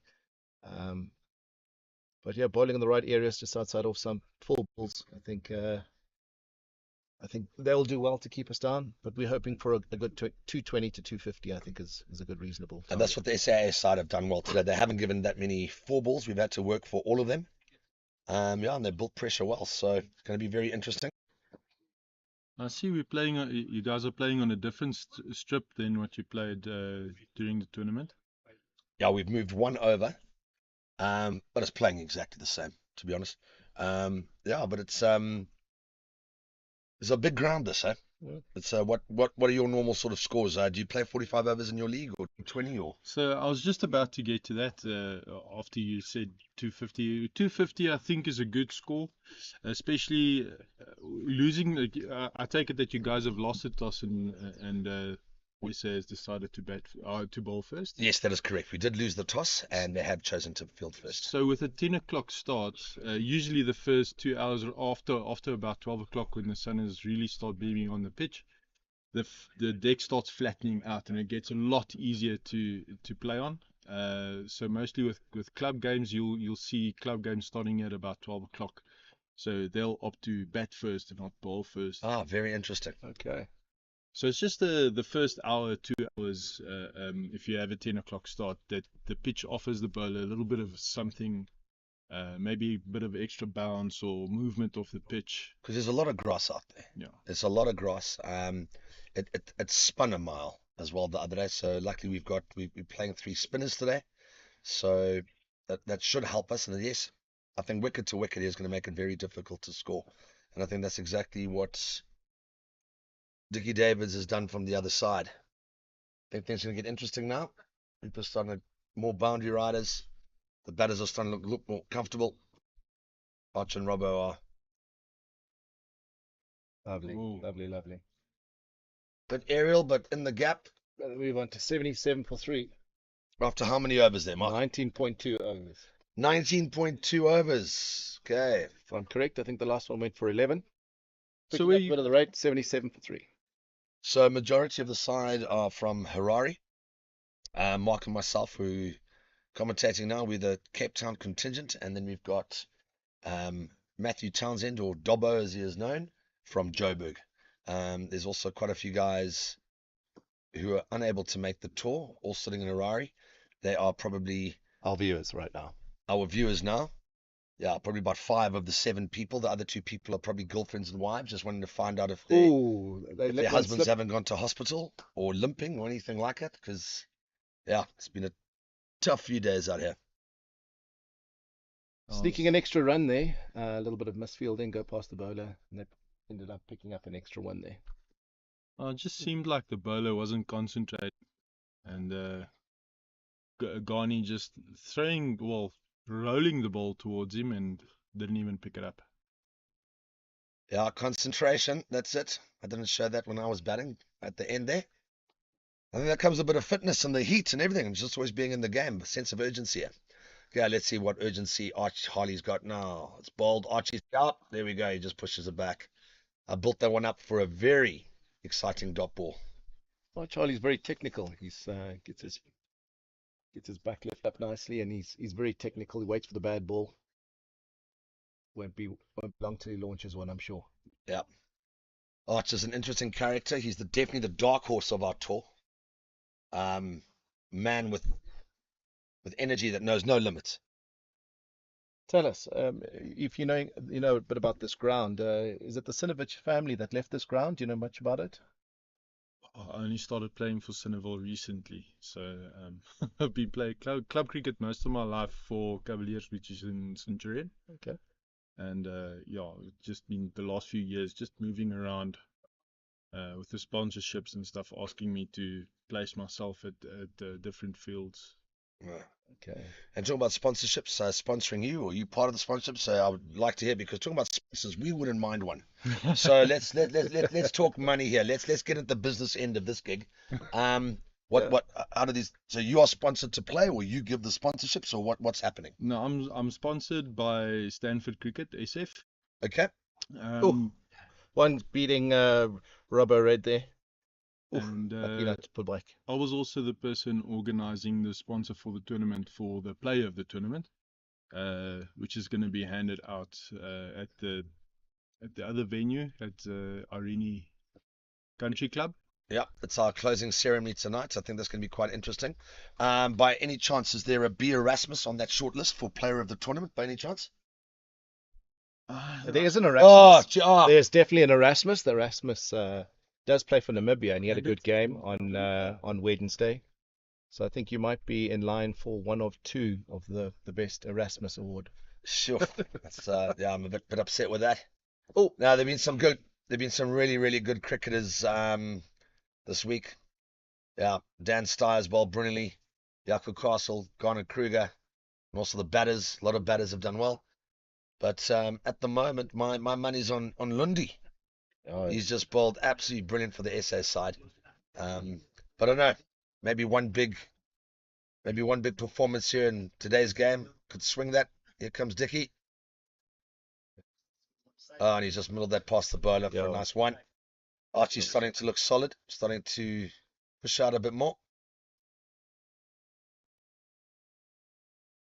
Walking past us now, Tace Netling, captain of the SAA side. He is resting himself, saving himself for... Actually, what are you saving yourself for, Tace? Unlucky. That is Robbo spun. Red bat. And Robbo has played that onto his stumps. That is not good news for the Zim scoreboard. He's done very well for us. Katleko, what is the score there in the end? 82 for 3 after 20.5. Okay, we have pushed the run rate up, but unfortunately we are losing too many wickets. Maybe Matt Hossack, who's coming, good all-rounder, seamer, batter, hard hitter. Hopefully him and Ash can get us out of a bit of trouble here.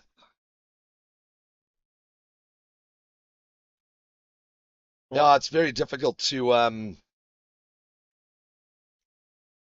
with fitness levels and heat and playing so long. It's one thing what I've actually been very impressed with all the sides is how everyone's picked themselves up every day and got the energy to come out here and do it. I know that today might not be the most exciting cricket, but I promise you everyone is amped and ready for this and showing good energy, and I think that's commendable at our age. Oh no, look, getting up 5 days in a row. Well, you didn't really play yesterday, No, but yeah. still getting up 5 days in a row playing 45 overs. That can't be easy for anyone over 40. No, and here's the thing. I think everyone doesn't see cricket as a contact sport, but I can tell you right now, every ball contacts something, and it's not you landing on the ground or the ball hitting your hand or your wrist or your leg or diving. That's wrists and shoulders and knees and bowlers landing on their ankles and things like that. Yeah, it's there's enough contact to keep all the physios busy, and that's why it's just so important. Fitness levels and flexibility is a big thing that I think all the teams and all the players need to learn from this and carry on through to the World Cup in Feb. So I think there are going to be a lot of new gym memberships after this little week. Well, rather now than in January, because then everyone's got New Year's resolutions and starts gymming. And Oh, that's very true. My New Year's resolution, I can tell, would be nice to score more runs. Oh, there we go. They sneak a single. There we go. Keeping the boys on their toes. that's pretty much how you have to play on this ground up until the 1 o'clock mark, or just before 1 o'clock. Getting the ones and twos gets really crucial in this field, especially if you bat first. So I would say up until the next drink break, you should just try and get the ones and twos and manage it from there and try and smash it from there. Yeah, So it's the safest call. Yeah, that's exactly what happened on Wednesday here. We unfortunately we had lost wickets again, kind of in the same fashion as we have today. We were about 120 for 6 at the 30 over mark, and we ended up on 250. So we actually had a really, really good, we had a phenomenally good last 15 overs. So that's cricket though. Things are always changing, but we would love to see a repeat performance of that. Well, Yeah, Null here actually bowling very well, wicket to wicket. I think Matt's just coming to terms with the pitch. There we go. What's happening here? There we go. A little bit of intent. Moves his feet and just pushes nicely down to third man. Oh no, what's actually happened there? Oh, that's a very good run. So I've mentioned this earlier this week that we're playing at Sunnyvale, and you don't expect turn when you get here, but for some reason this week there's been so much turn that it's almost ridiculous if you've played here before. I think what's happened with your groundsman, who I think has done an absolutely brilliant job. Same with the groundsman at Irene. I think they've left quite a bit of grass on here, literally to make sure that there is a pitch, is something for 3 days. And I think the first time we saw it was quite a bit of grass, and they've rolled it a lot. So as the day and everything loosens up, all that grass just sort of like acts as just a really nice cushion for the ball. Dixon hits a spin. Yeah, things started working. So I think that's may have brought the spin conditions, but or is there normally this amount of grass on the field? No, not always. Oh. But lovely to see. I mean, especially in the Vets League, you don't have as much pace as what you have in the Premier Leagues and so on. So putting up a little bit more grass, especially playing over 5 days, just helps the pitch and the management of the whole system just to get through and give everyone something to play with. 100%. I think that's the most important thing in all forms of cricket at any level. Is there's enough in it for the bowler, enough in it for a batter, always for a good contest. And I definitely think that Sunnyvale's actually done that. So congratulations to your team, and well done to your groundsman and that. I think you guys have actually done a really, really good job here.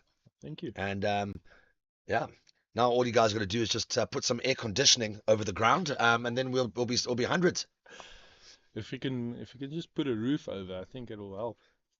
Roof and big fans, because sure, no, it's like was said earlier, these lovely rolling hills all around the ground, definitely acting as oh, there we go, misfield in the cover, going to take advantage of it. Yes, it is. Matt's up. They have decided against it. You see, old people can't really bend their backs that much. So running at the ball is always a risk if you can't set yourself to pick up the ball. Yeah, and Ghani's he's a tall man. He has to bend down from about 6'3". Yeah. So yeah, it's a long way to go. Okay, here we go. As you said, Matt Hossack to Dickie Davids. Well, Dickie Davids and Matt Hossack. What's happened? He's bowled that one a little quicker. match shoulders, arms, and lets it go for dot, just finding the pace, which I think is a good thing. Sorry, I interrupted you there. What were you going to say? No, sorry, I was interrupting. I couldn't wait my turn. So no, I actually forgot what to say. Ah, good start here. When we start forgetting that anyone. Oh yeah, just talking about you were talking about hitting the yoga. Now waiting for the World Cup. Yeah.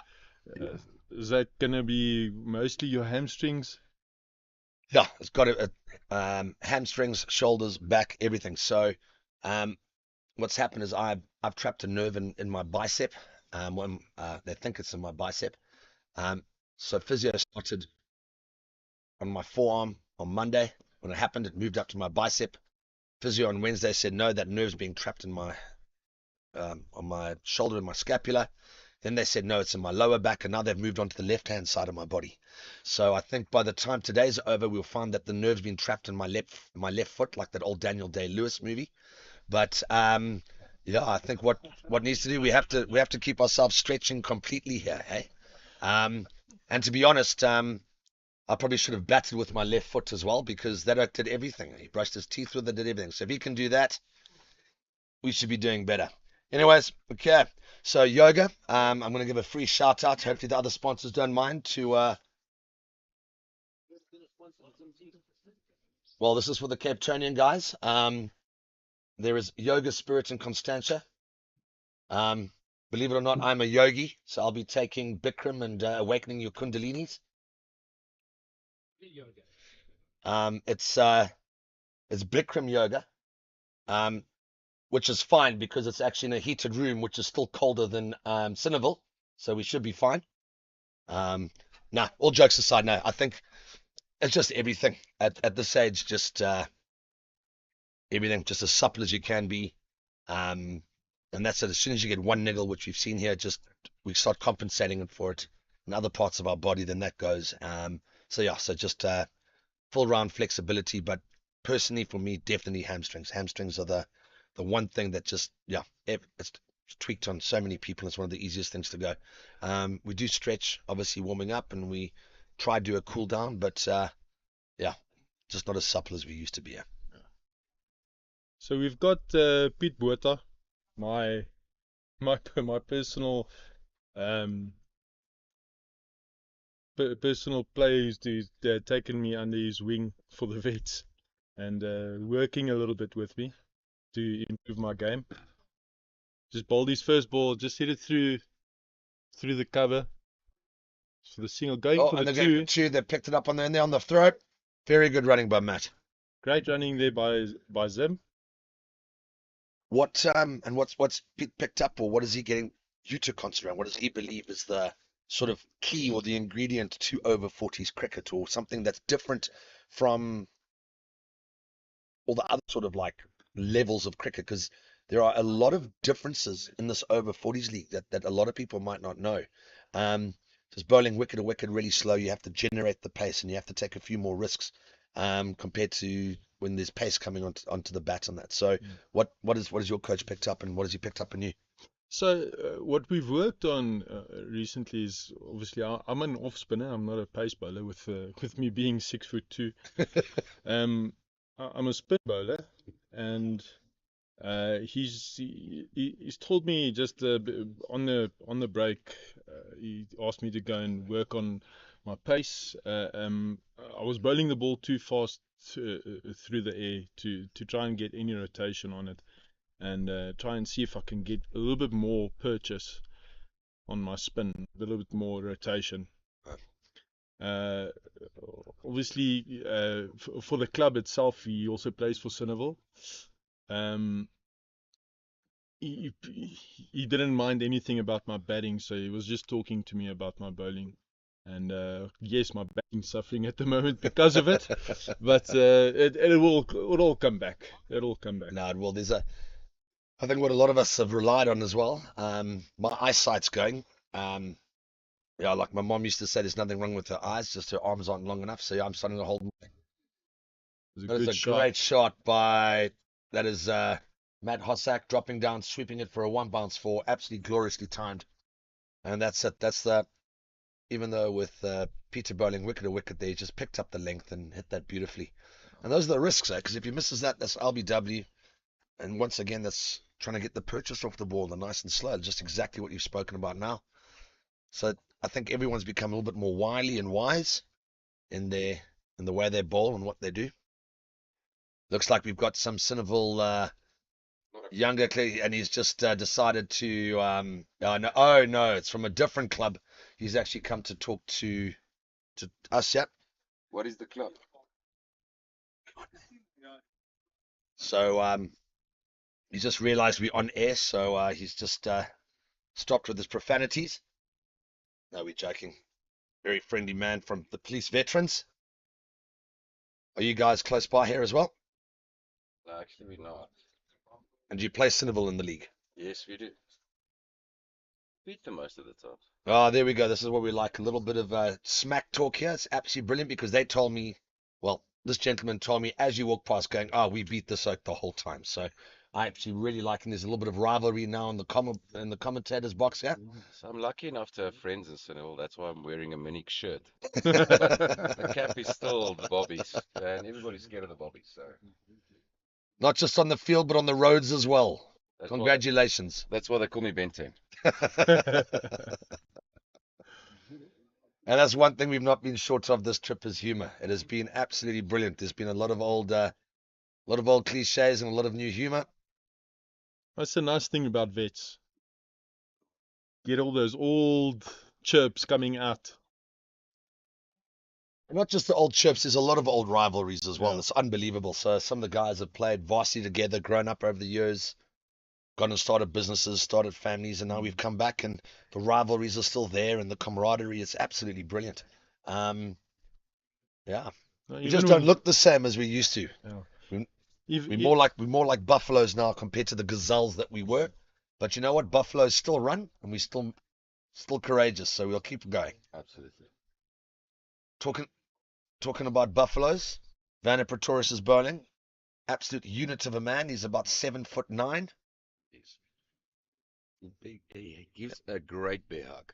Oh, he does. He gives one of the best bear hugs. Very friendly guy. Oh, he's just slid that down leg. We need that. We need all the extras we can at the moment. Proper gentle giant. Yeah, he is. He's also an exceptionally good fines master. Oh yes. Yeah. And he's just actually one of the, when we played them on Tuesday, one of the first guys to come over to us, introduce himself, and just really make us feel welcome. Absolute gent of a man. The score is 102 now for 4. He was officially the personality of the 2021 club champs in East London. Oh wow, I can see how that is. Yes. Very likable man. He bowled that very good length. Absolutely. They've pushed it away now again. They're starting to rotate the strike here. They're running for 2. Oh, very well run by Zim again. Okay, things are looking good. 104 after how many overs? 25. 25. After this is 25 overs. That leaves us with 20 overs. 6 wickets in hand. Yeah, I think 20 overs is 6 or 6.5. That's 130. We're looking at that 230 mark we spoke about earlier on. But again, as always, it's wickets in hand. That's something that our top order is not given our bottom order the luxury at by putting them under pressure, but they've stood tall and kept us in every single game, which has been brilliant.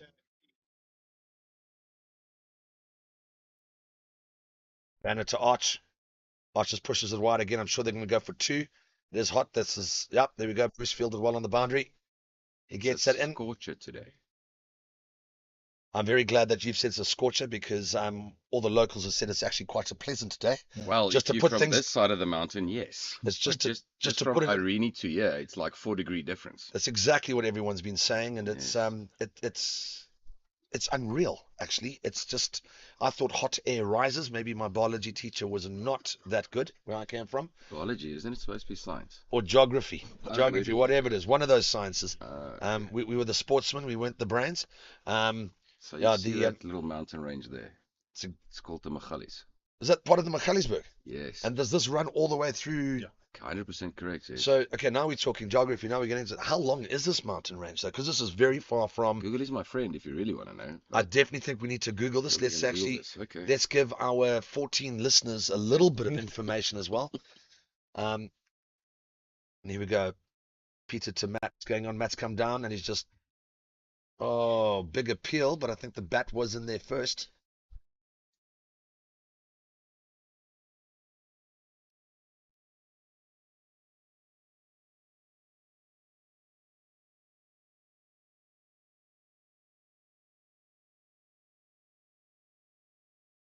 Oh, there's a lull in commentary as we all watch the Bobby's representative, Google. We just want to check his spelling of Michali's. We all have to look over his shoulder.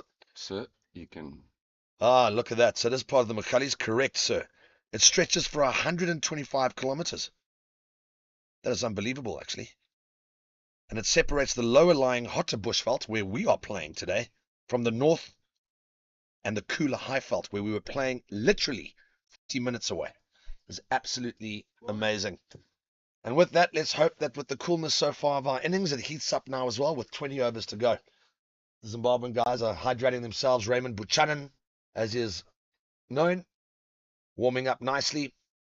You look a little bit like bright sunshine, even with my glasses on. Yeah, we've got Zim, very vibrant country. So we've got some very vibrant colors to represent that. Oh, there's just this little slip there. So why is it orange? It's actually red, but it's okay. We're on the over-40s, and yeah, like I said earlier on, a lot of our eyesights are going. So this just proves it.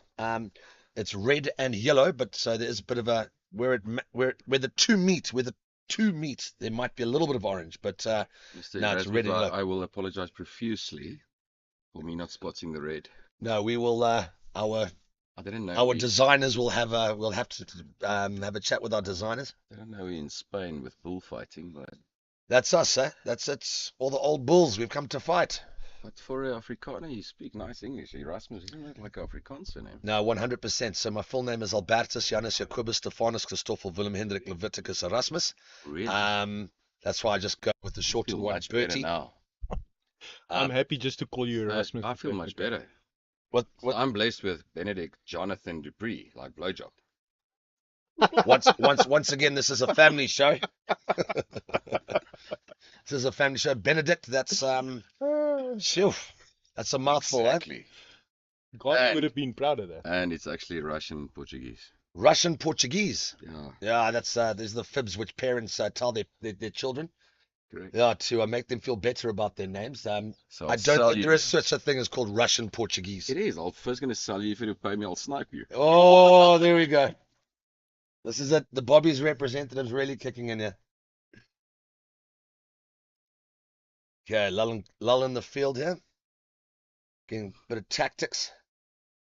Ash Fernandez, good left-hand bat. Standing in as captain today for Tace, who's resting himself.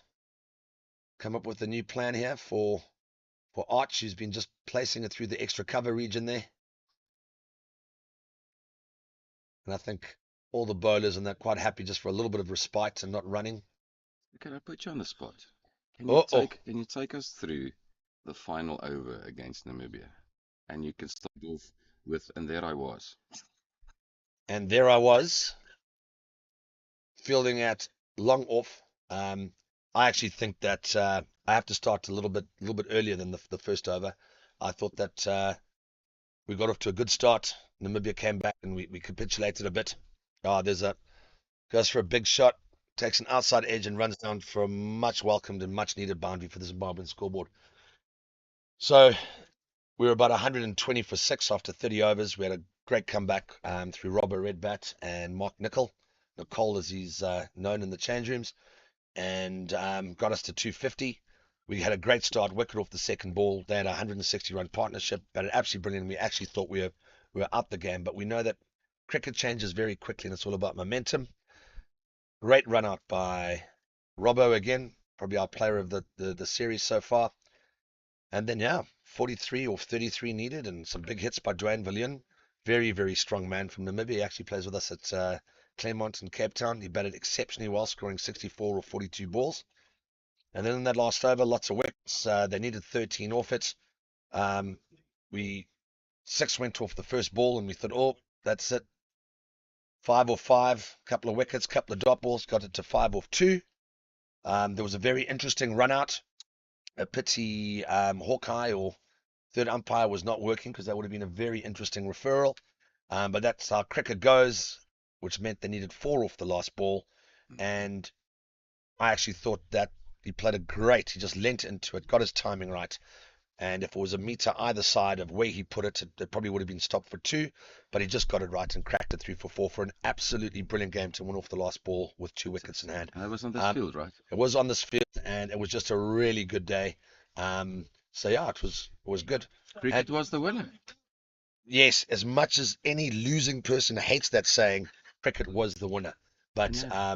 no, it was really good, and I think it just shows as well how much guys want to win. I mean, scoring 250 and chasing it down, I actually think is good work from both sides. And to be honest, I wouldn't mind a thriller like that again. Yeah, thriller in Manila. Hey. Well, hold on, we're in Montana, so there'll be thriller with the vanilla, eh? Sure. Wow. Are we inviting the Cyruses? Oh, Archie goes for a big one. Oh, Vanna got excited, not too sure if there was an edge or not, but Archie's definitely showing intent. He's now holding his hand. He had an operation literally 2 weeks before he came on tour, so he's batting with a lot of pins and needles out there. Talking about hands and injuries, how's the person with the broken hand so far?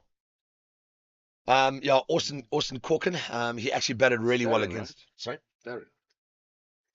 No, the guy with the Oh, broken. Austin Corkin. Oh, Yeah. that's right. So Austin is our opening bat. He batted really well against South Africa. I think he was in his mid-20s, and seeing that we had only scored 65 at that stage, he had half our runs. He batted really well.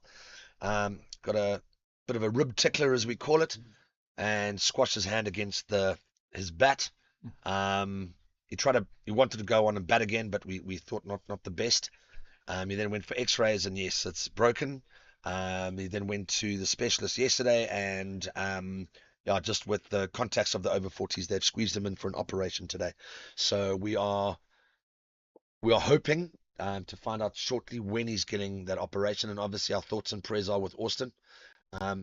Absolute fighter of a guy, and I know that he's going to bounce back and train hard and try and make it for the World Cup in 10 weeks' time. It is going to be close, but yeah, a lot of faith and big prayers there. So we all a little bit nervous for that. So usually it's about 6 weeks after an operation that you work at, and then that 4 weeks, do you think you'll work hard to be fit for the World Cup? You'll definitely work hard, without a doubt. That's Austin's personality. But yeah, it's also, there's a fight, eh? There's a fight in all of us, which has been shown through these four. There we Great go. ball there by Piet Botha. He's just walked down and with a bit of guile and flight, and he's ended up being bowled. Matt can't really believe it. Didn't know if he was stumped or bowled there. Very good bowling by Piet Botha. And they got more drinks on. He looked a bit confused, but the bowler looked like it cut him in half and just clipped the bails off. Right at the end there, I just nicked him. Mark Farrell coming in at number 7. Once again, a wicket at an inopportune time for us.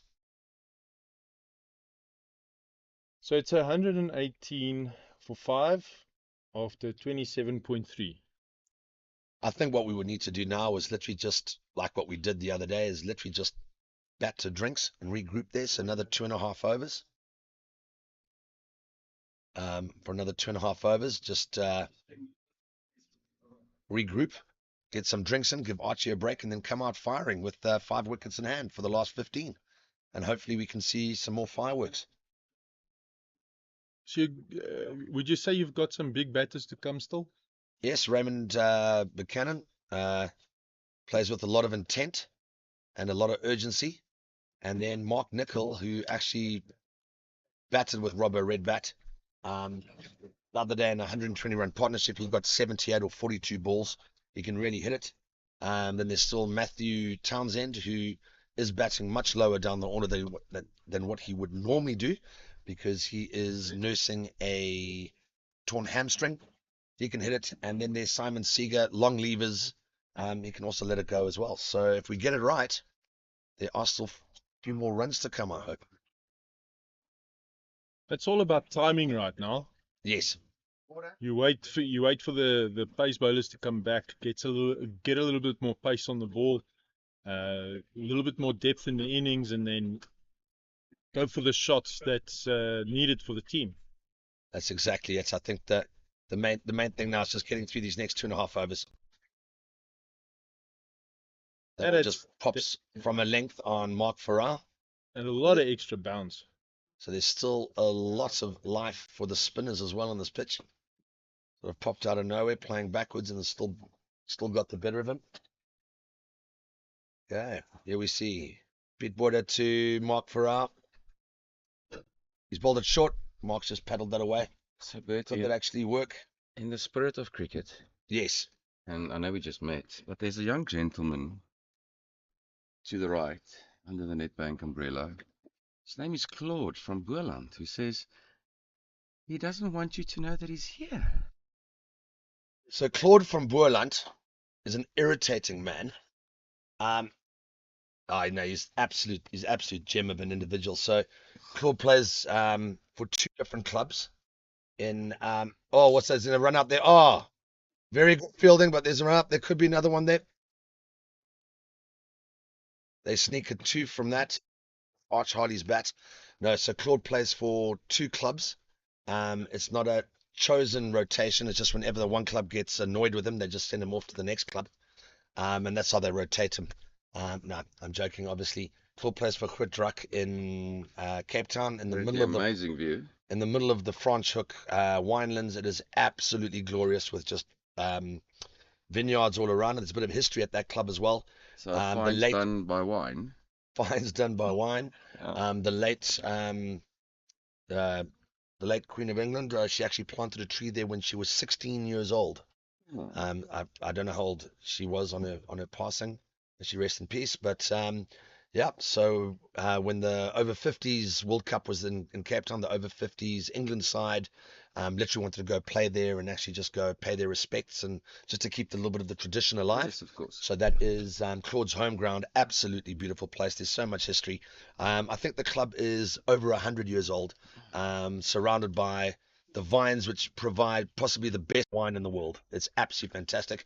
And then he also plays for another club called Greenpoint, obviously, not obviously, but right behind the new Cape Town Stadium, where all the Cape Town Sevens and Cape Town Tens and all the rugby and everything is played. So he plays at 2 stunning clubs, and he's actually a very good opening bat. But please do not go and tell him that, because he is going to then use that against me for years to come. Amazing introduction. I feel.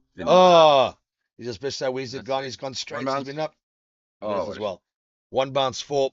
After that amazing introduction, I will sacrifice myself in the heat to go fetch Mr. Claude. I think that's the court. I think that is a good idea. Claude's also a good talker. So I think you should grab him there, right? I'll be right back. Get his lips loose. Give him a beer. No, you don't want that. Anyway, this is a family show. Yep. That's a great shot by Arch Harley. He just leant on that, got the timing, and he's hit that beautifully down the ground to take the score to 128, I think, off 28.3 overs. Am I right there? Is my eyesight serving me correctly? 26 or 5. So, yes, hand that man a Devil's Peak. Since it is one of our sponsors, he's allowed to drink it. Because he is not playing, because the rest of us take this very seriously. Exactly. I think that's a brilliant idea, because my first offer of a whiskey was declined. I will take a Devil's Peak. So just to mention a few of our other sponsors, Nedbank, which is the main sponsor for this tournament. Thank you very much for them. And then we've got, like I said, Devil's Peak, who's offered up beers for all the players and to be one of the main sponsors for the tournament. And then we've got Vita 24, who's been lubricating all these teams for the tournament. We have needed it so much. Yeah, they've got it right. I mean, they've given so much. Every 15 overs in this this hot summer we have it here at the moment. Yeah, we're loving it. Every single time the box comes out, we know it's fully stocked, ice cold. So Vita 24, thank you very, very much. And like you said, it's also not possible without Nedbank, who's the main sponsor, and Andre Hamas has done absolutely brilliantly there. And on top of that as well, is also the fines meetings and the fun which we have afterwards with Devil's Peak, which is it's just been superbly organized and sponsored. And on top of that as well, Irene Country Club, Cinnaville Country Club. We've got to thank you guys, your groundsmen. Two of the best venues in Pretoria to play at. So the grounds are lovely. They're big. Yeah, it's really good. And we also mustn't forget about pitch vision as well. Kakleko has done an unbelievable job here for 4 days. He's also sitting in the sun baking. Not easy for them. All the scorers which have been organized by, I believe, the Titans Vets. Is that correct? I think it is the Titans Vets. Have I got the name right? Yes. Yeah, the Titans Vets have they've organized scorers. Part of the Titans umpires are out here. It's just been really well done, and I think hats off to absolutely everyone involved. It's been and then there was also it's Curse of Catering as well. They've been looking after us lunch-wise. So I think we've covered all the sponsors. If not, please just deduct it from my match fee. And then we've also got the physios hanging around there at Irene for everyone to use. I cannot believe I actually forgot the physios. They have kept us alive and moving. Lebo, Anka, and your team, you guys have been absolutely fantastic if you ever watch this. But yeah, I think everyone here, and you know, they do it only through donations, eh? Yes, correct. Yeah. They have not been paid. They have come down just for their love of the game and everything like that. They come down, do it for donations, and like they said, they just enjoy the humor, the chaos. So yeah, proper respect to Anka, Lebo, and the team. I wouldn't know the other people, but those were the two who've worked on me the most. I'm sure we can ask any of the other guys, and they will know the names of the 4 other physios there. So that's actually where I met Austin when he broke his hand. I was lucky enough to have my back massaged, and then I referred him to my doctor where he's today for his finger. Oh wow! Okay, well, thank you very much. So what this is about? No, 100%. Family, friends, it's all working. And I got to tell you right now, I know how hot it is here sitting and how I'm sweating under the pressure of this. And these boys are running threes out here at leisure at the moment. So it's actually starting to look good. It's heating up. 50 up. And that is Arch Harley's 50. Really? Oh, was it a wides? Oh. Okay, we just, that's because of my poor commentating skills. I was not paying attention. But we'll get that right.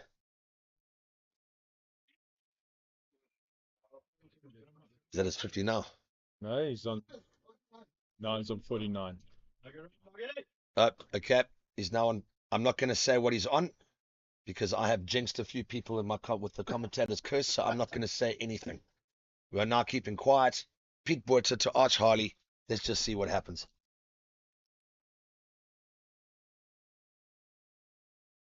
It's all quiet here. Pete balls, he tosses it up. Arch just plays it back nicely. Is that your lucky number? Not really. No. You know what I'm asking? Because it's my second wife's birthday. I have an infinity. It goes both ways. There's a little bit of numerology and symbolism and things are coming now into the commentator's box. This is, we are in the world of woke millennials, so I knew it was going to creep into the commentating box. And I've just been asked if 8 is my lucky number. Let me just see what Arch does to this. He goes down, he plays it down nicely. It's a good over. I think 6 or 7 over from that, and there's still 2 balls to come.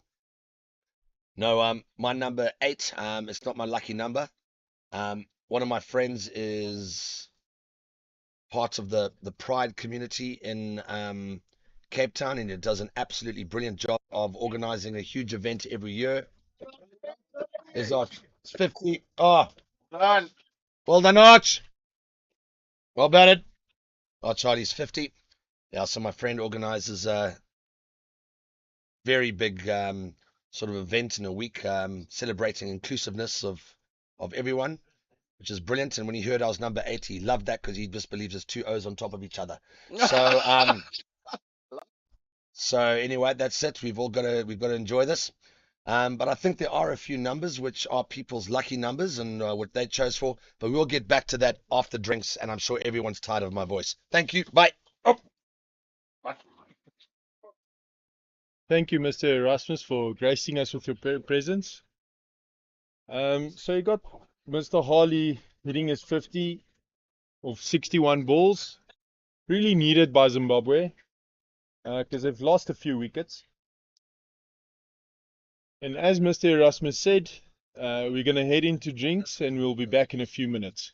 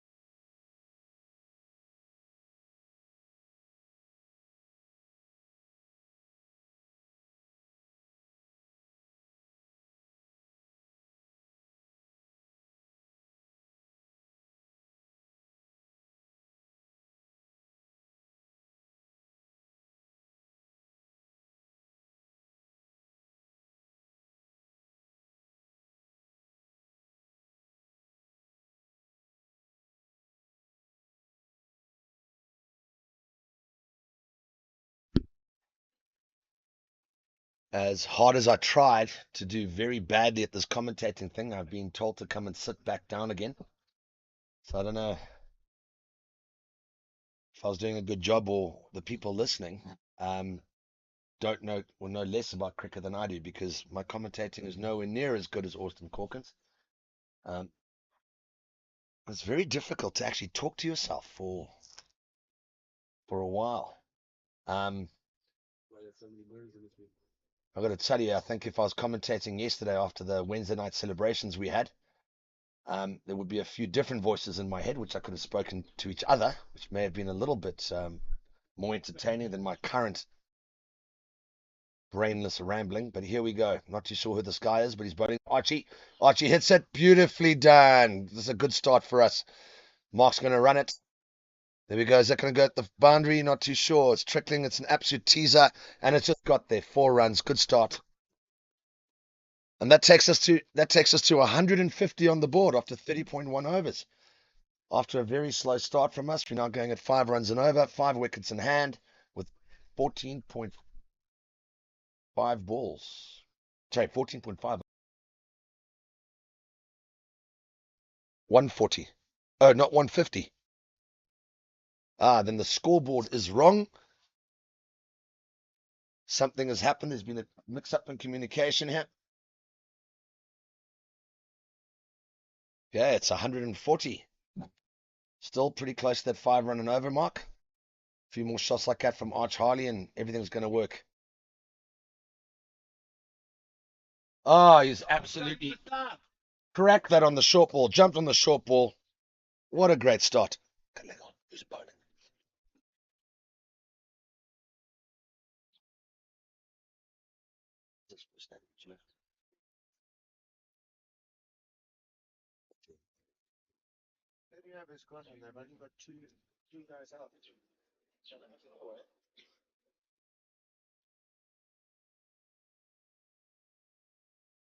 In that short little break, I've been told that it is Adir Maharaj bowling. He's got that right. Very good comment has just come now from one of the players saying that 30 overs have gone. There are 5 overs. Sorry, in the 30th over, you're allowed 5 players on the boundary. And currently, they only have 3. That just shows just how difficult this pitch has been. And their tactic of bowling wicket to wicket. We can definitely learn from this.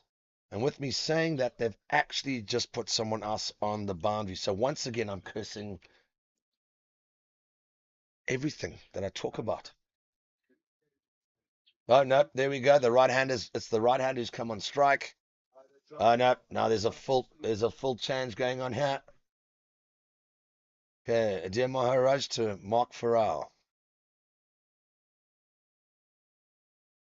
A lot of talking out there. A lot of tactics, getting things right. 3 balls to go in the over.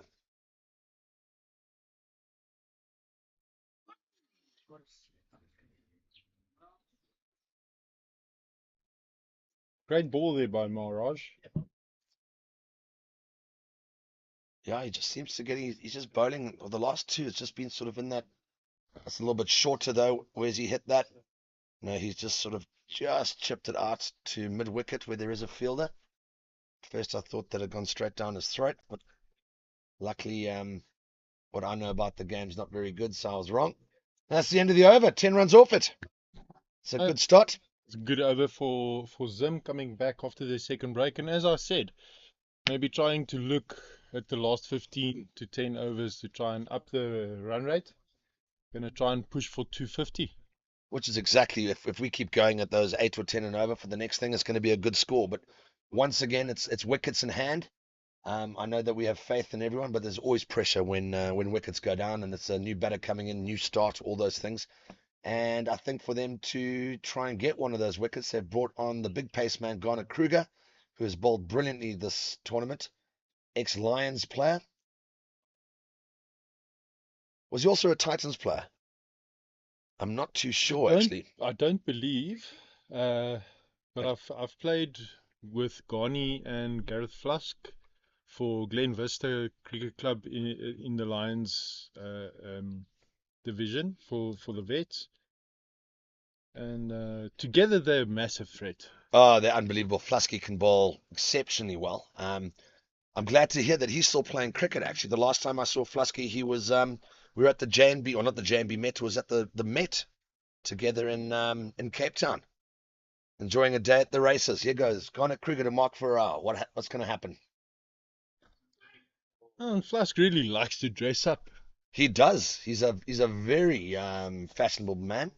So yeah, so the Met was right up his alley. Garnet actually once again hitting the spot nearly straight away, which is impressive for any quickie who's taken a break. Mark Farrell punching that back quite comfortably just to the short mid-on. He's bowled it. Mark's actually played it again. Oh. Really needed direct hit there. It looks like it. Very risky run, but I like seeing that. Shows Archer's confidence. He wants to strike. and also good just keep rotating that scoreboard. Ticking over the scoreboards, the most important thing here in the last 15 to 10 overs. Especially with the left-right hand combination as well. Just, yeah, it means the bowler normally changes, or definitely changes his line. A few other field changes. It just throws out your sort of momentum and the rhythm that you've built as a bowler. Here we go, coming around the wicket. Oh, just very well bowled again. Just dropping in front of Ghani there. Okay, I think that's been 3 balls on this over. Tight over again. They've pulled it back nearly immediately after the 10. Gone to Harley. He bowls a little bit quicker. And Harley's literally waited for that and he's literally caressed that. Well, that is a great shot. Archer's in some seriously good form. Yeah, he's playing some good cricket, Arch Harley. For those of you who unfortunately we can't zoom in on pitch vision, I don't know if any of you have watched Ice Age. He looks exactly like Sid the Sloth. It is now a pitch vision nickname. Yeah, Arch looks like Sid the Sloth, just with ginger hair. That's his own self. He gave himself that name. Not even us. We just hear from the Zim players now that he actually named himself that. I don't know why he would do that because this team is ruthless. His own pitch vision, he looks like a sloth around. There we go. That's really good cricket. That. What are they doing? Oh no, they've done it. They've gone. Yo. Even though that's good running, that is nearly a cardinal sin. Running on a misfield. We tell everybody that as youngsters, don't run on a misfield. But then again, we are getting old, and Parkinson's and things which are serious issues are starting to affect some of our players, and we forget stuff a lot. Gone it to Harley. Oh, well ball, well batted. Oh, there's no. Oh, sure. Okay, there was a lot less action than the way I commentated that. I can tell you that right now. But okay, what's happening here? So Pretorius is coming in for something.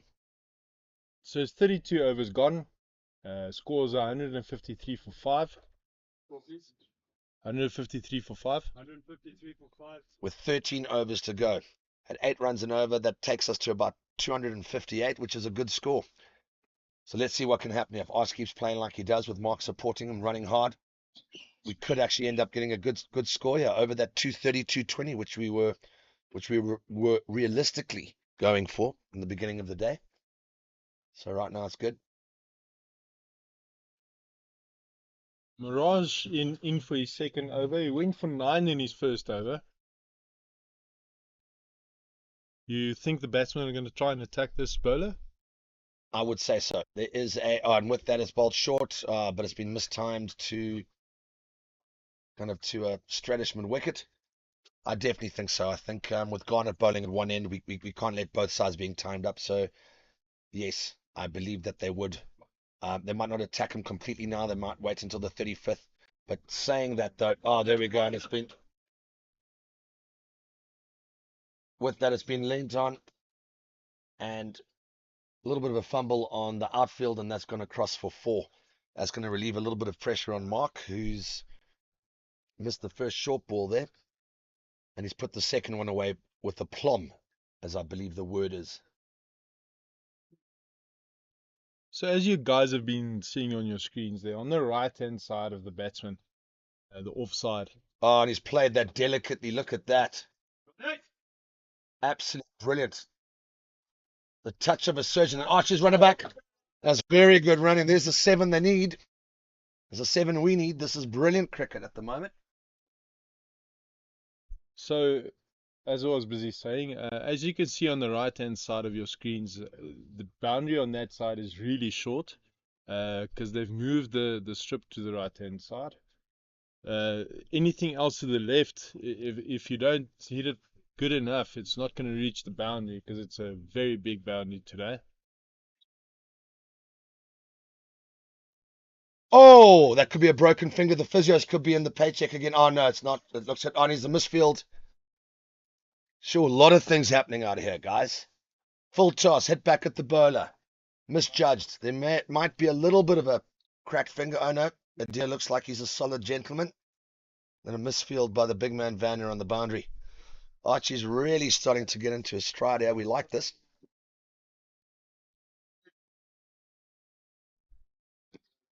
But yes, it is a big boundary. I think the biggest part of it today is 97 meters.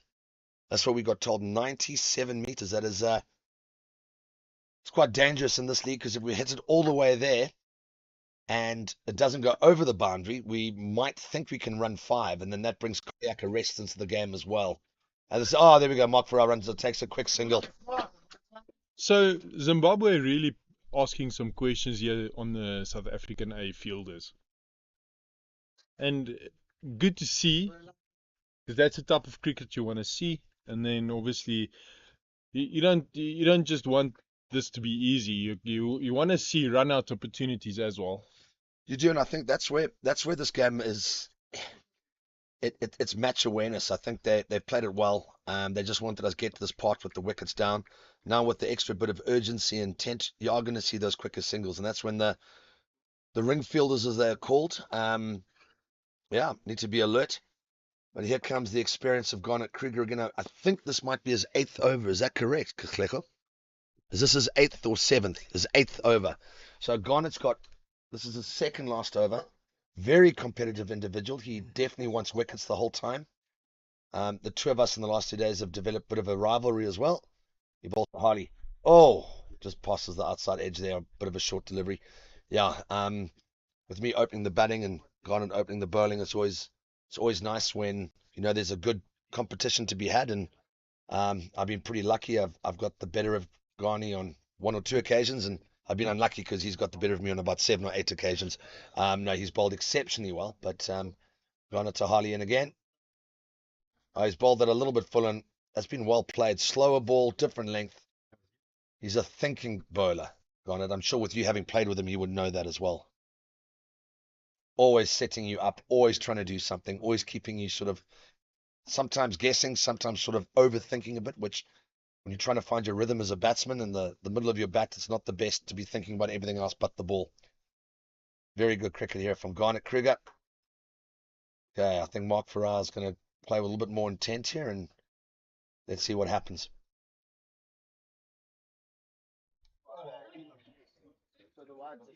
Oh, he's hit that. Just short of the fielder. Looks like there's a bit of a limp on that fielder as well. Well, let's be honest.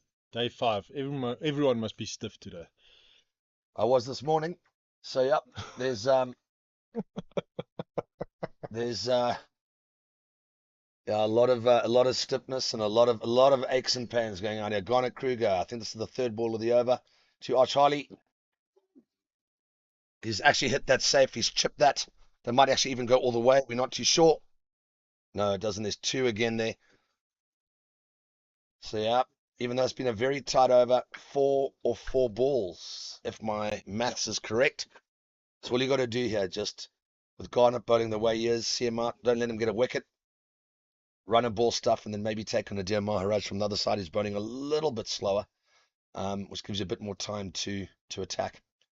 Okay, let's see what the last 2 balls hold.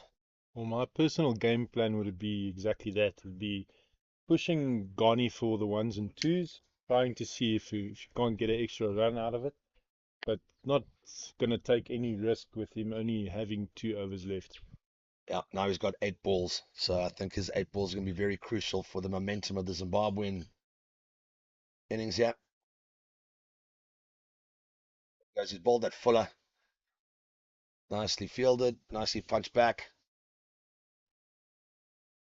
Here we go. The crowd is now starting to get behind Ghani here.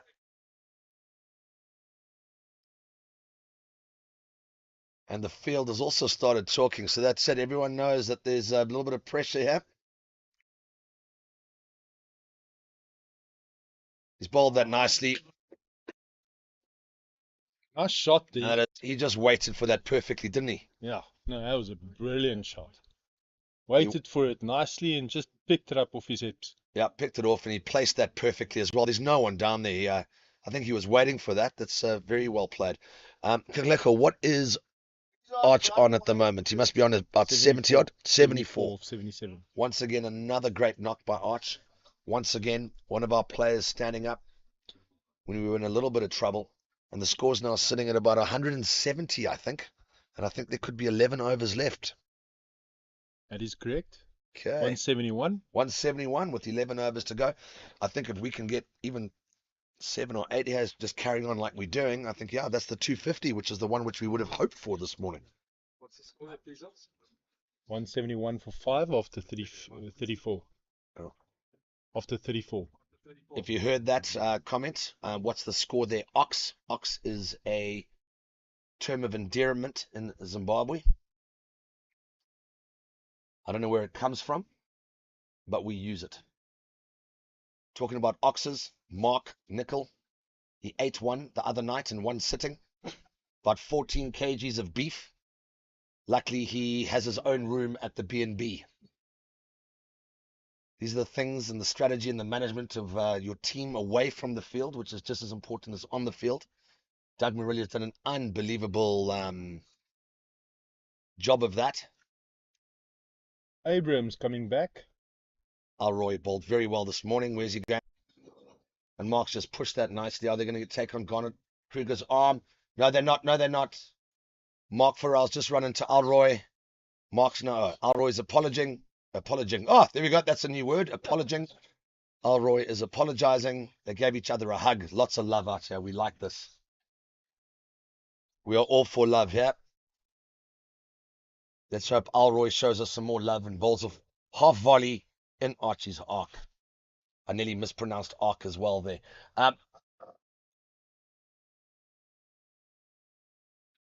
Okay, the field's changing again. Left hand, right hand combination, which always makes it tricky and slows everything down. If there are any of the viewers watching who might want to question, I know that a few of the guys do have our team number. So if any of you have got any questions or would like to know something, please may you just drop us a line now. That's very well bowled by Alroy.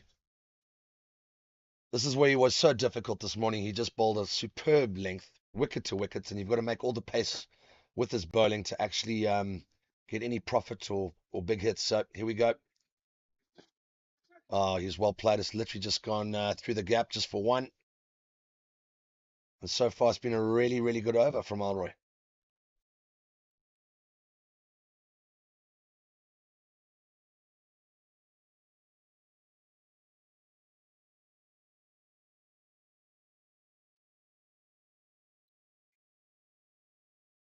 Well, Alroy being very economical.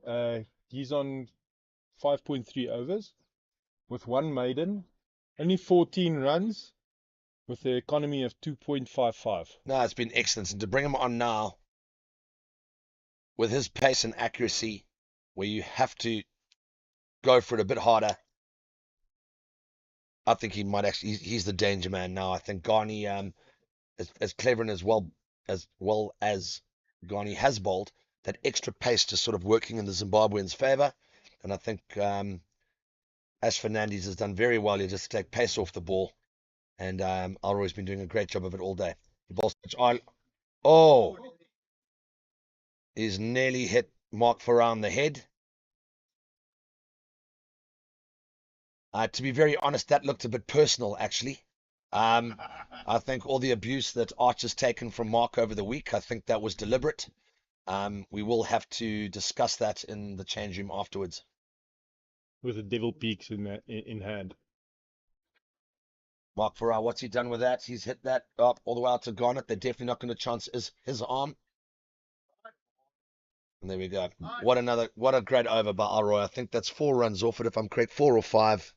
Can't be more than that. Yeah, another great over. 6 overs for around about 15, 16 runs. What a good spell. Well, bowling session on both the spells today.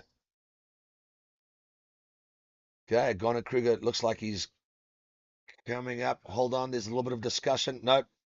There's high fives and all sorts of things. Yeah, Garnet's going to bowl out his 9th over here. And like I said, Garnet isn't Very competitive man, and he definitely wants a wicket here. So it's going to be very interesting. Mark Farrar to face. And is that 9 overs to go or 10 overs to go? We don't know. There's a bit of a buffering problem at the moment. Oh no, the buffering stopped. 10 overs to go. Garnet just sort of making sure that the right number of players are out.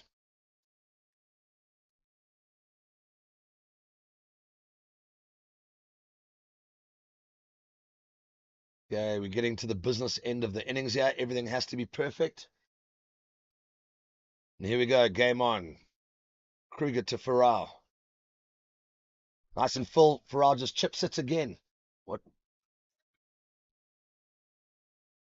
Mark Farrar, great hand-eye coordination from all the hockey he used to play. Him and Raymond Buchanan represented nationally as well. And I also believe they've both been picked for the World Masters squad, which is also quite impressive. But then again, hockey's not really a sport, so not too sure what's going to happen here. I'd rather be hitting a cricket ball. Yep, that's it. Charlie is facing up to Garnet Kruger. 5 balls to go, and Garnet's 9 overs. He's bowled that full. Try to york him. Archer's literally just leant onto that back down to Yarnell, who now is actually starting to limp quite badly, actually. I actually think his one leg is now shorter than the other and become a sniper's nightmare.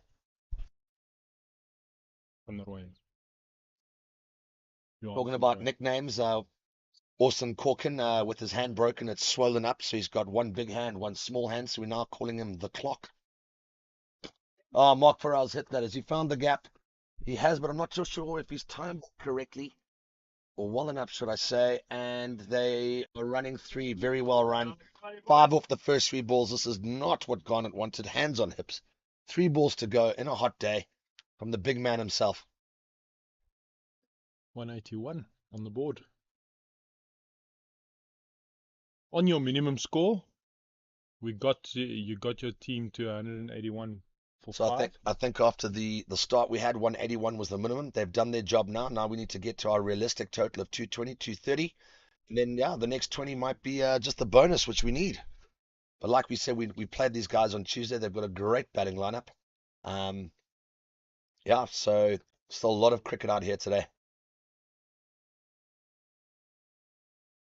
As popular as Over-40s limited overs has got, I can tell you right now, I don't think there would be anyone wanting to play Over-40s test cricket.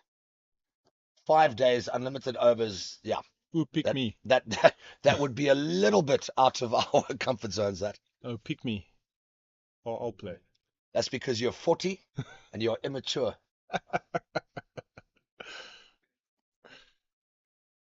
I just love playing cricket. Yeah. Viewers, that just reminds us of the ignorance of youth. Please listen to your elders. He's bowled that down the leg. That's going to be wide. We needed that. There's our 6. It was very close. We heard some moans and groans from the SAA fielders, believing there was a little bit of a tight call. The Zimbabweans, on the other hand, definitely thinking that's wide. 2 balls to go. Is that correct? Last ball. Last ball. Ghani's over. The Ghani spell. He has worked hard. He wants a wicket. What's going to happen here? Is Arch just going to play him with respect and keep him out? Or he's going to go for it? He just pushes that. I think they might get 2 there. And they have run very well. Once again, 7 runs off that over. The Zimbabweans doing exactly what the cricket textbooks would be telling us. 180 what? 184 for 5. 184 for 5. Of the 36. 9 overs to go. That's 7 runs and over. That is 63 runs, which will take us to 247.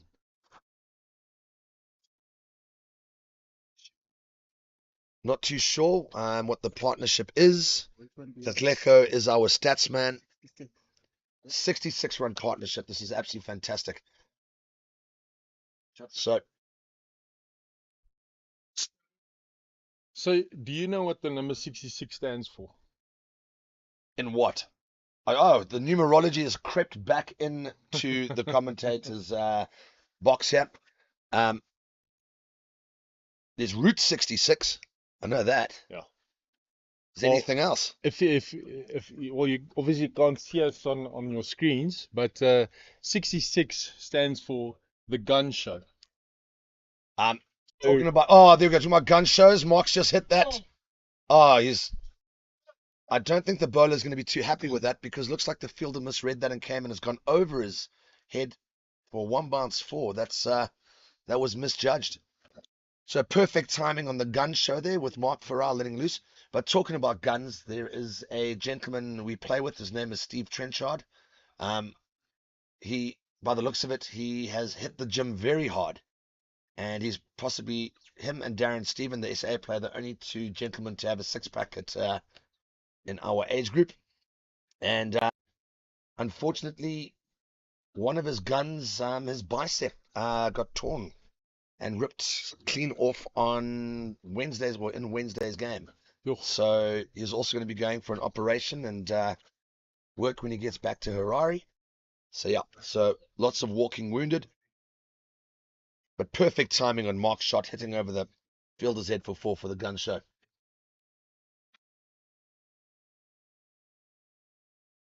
I think the partnership is now 71. What does 71 stand for? No idea. Sorry, I'm not laughing at my own jokes. It's got that bad. Alroy once again. Ball's really good line. Mark Farrar keen to come back for the strike. This is actually really good cricket. South Africa, bowling well enough not to let it get away from them, but at the same time, Zimbabweans now with a 72-run partnership, slowly bringing momentum back into our favour. This is going to be a good game of cricket later, as we saw from the Namibian game, because there's still lots of runs out on this field. Right to Farrar, he goes back. Oof. What's happened? Oh, okay. Lots of noise and movement for basically someone just missing a ball. That's also the love of cricket. We sometimes get far too excited. What is 70 for 7 or something around that? Is South Africa, by what we have heard, is 170 for 7 against Namibia. So that looks like it's going to be a very close game. And I think, and very well run again. I think Namibia have definitely got something to prove today against South Africa after being bowled out for 29 on Tuesday, after a great spell from Dan Steyer and Jaco Castle. But that's on the other game, and what counts now is this game right in front of us. Alroy to Farrar. It's been a great over. Last ball, I think. Farrar just caresses that nicely. And then no, just good, sensible cricket all round. Good ball, good shot, good fielding. And that's the end of the over. 8 overs to go, and the score should be on about 193. It is 193. I'm paying attention. Lots of water now being taken in by the guys. It's still very hot out there.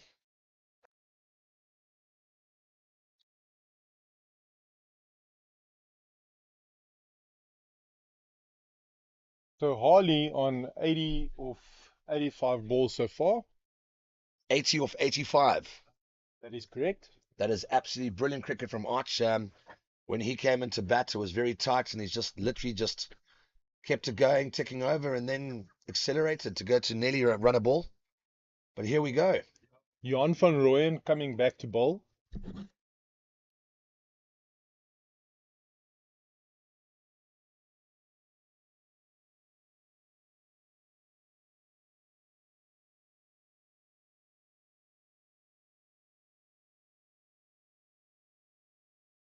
It seems like South Africa is going to opt for the spinners to finish off the bowling today.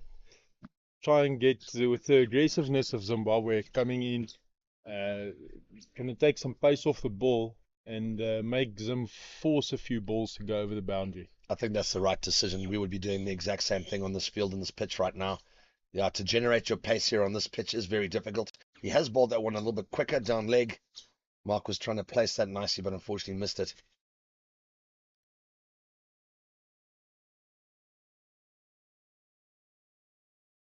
.5 overs.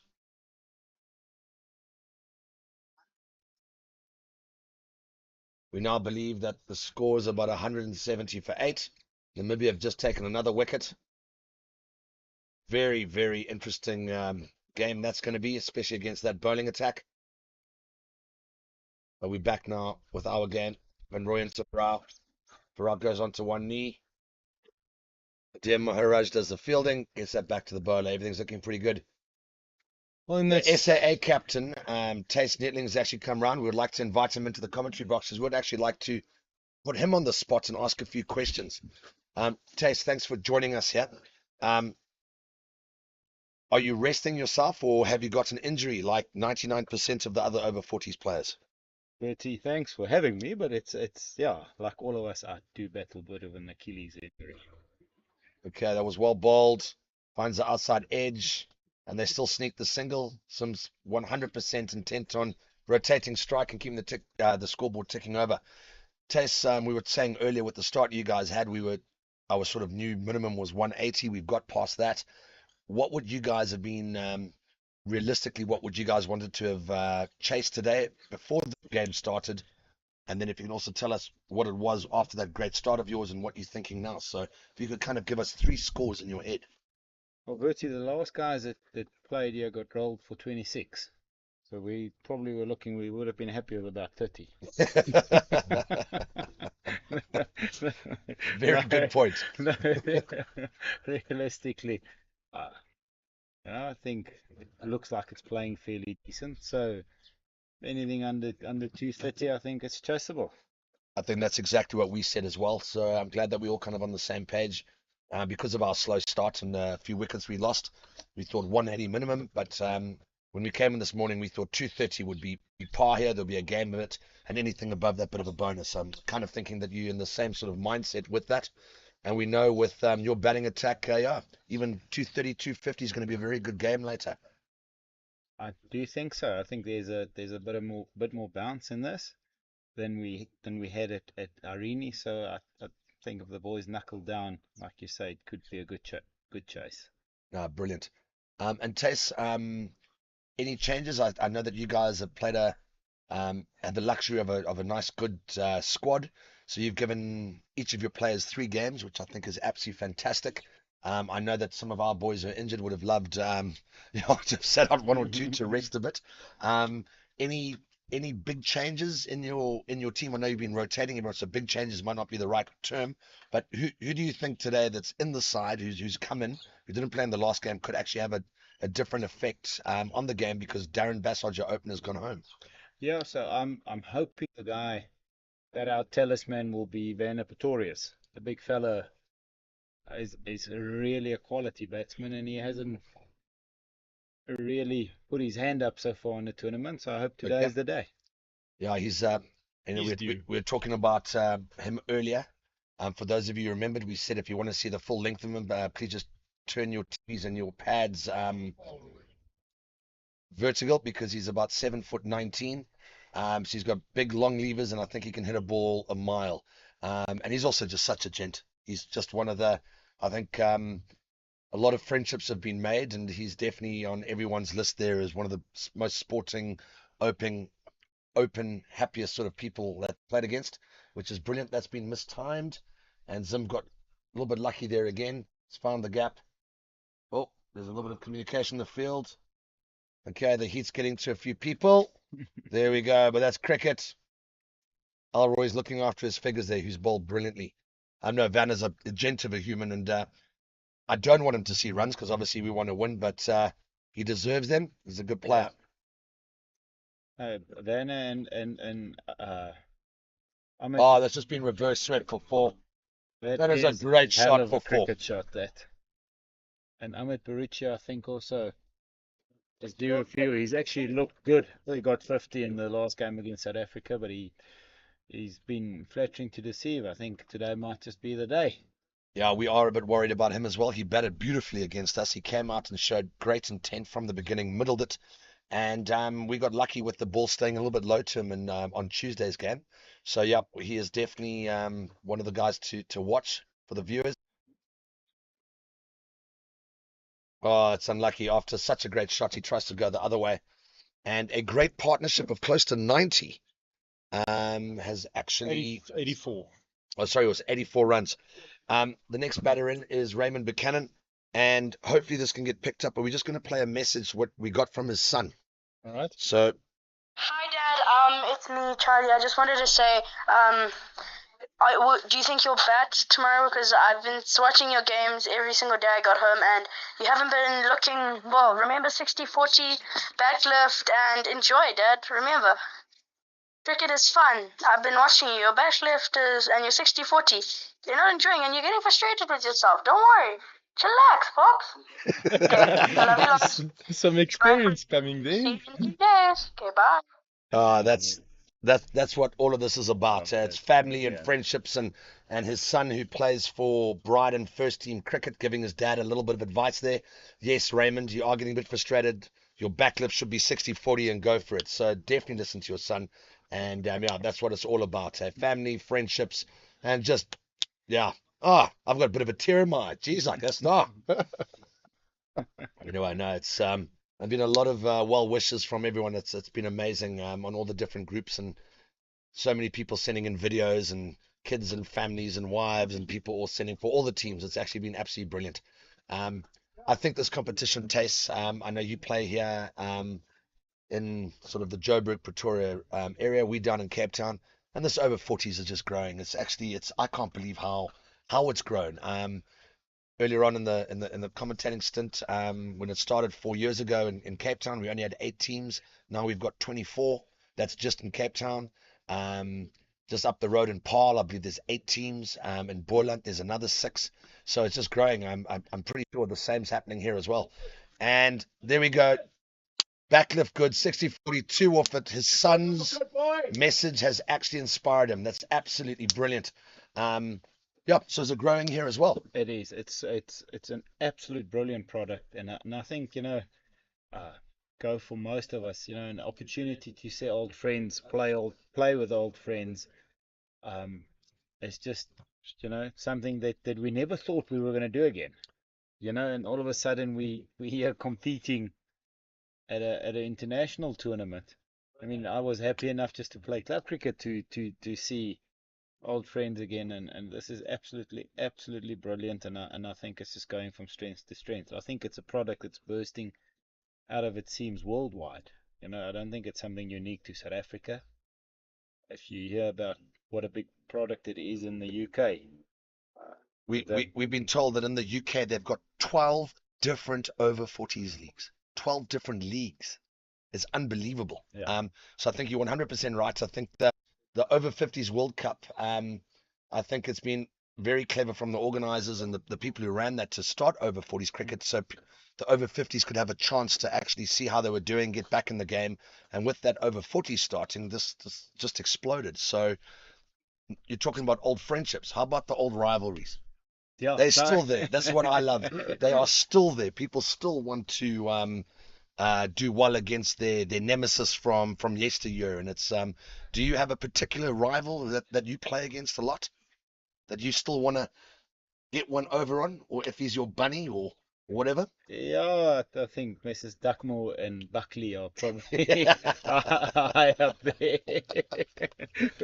We've been friends for years, and it's just lacquer to play against them. And I tell you what, there's no holds bar when they when they come into bat. I got to tell you, they're 2 good scalps to get, the 2 opening batters for the SA side. Warren Dugmore, absolutely crisp hitter of a cricket ball. And hopefully we get a crisp hit here from Raymond Buchanan. What's happened? There's not crisp, but there is going to be some runs. Oh, and something's happened. He's just pulled something that is not good. He's calling for a runner, but I'm not too sure if you're allowed to run. Yeah, he's allowed to let him go, man.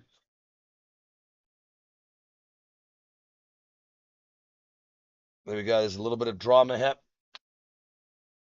Okay. Okay, a bit of an injury. That's a bit sad. It looks like his hamstring, I think. I'm not a physio, but he is limping, and the way he pulled up.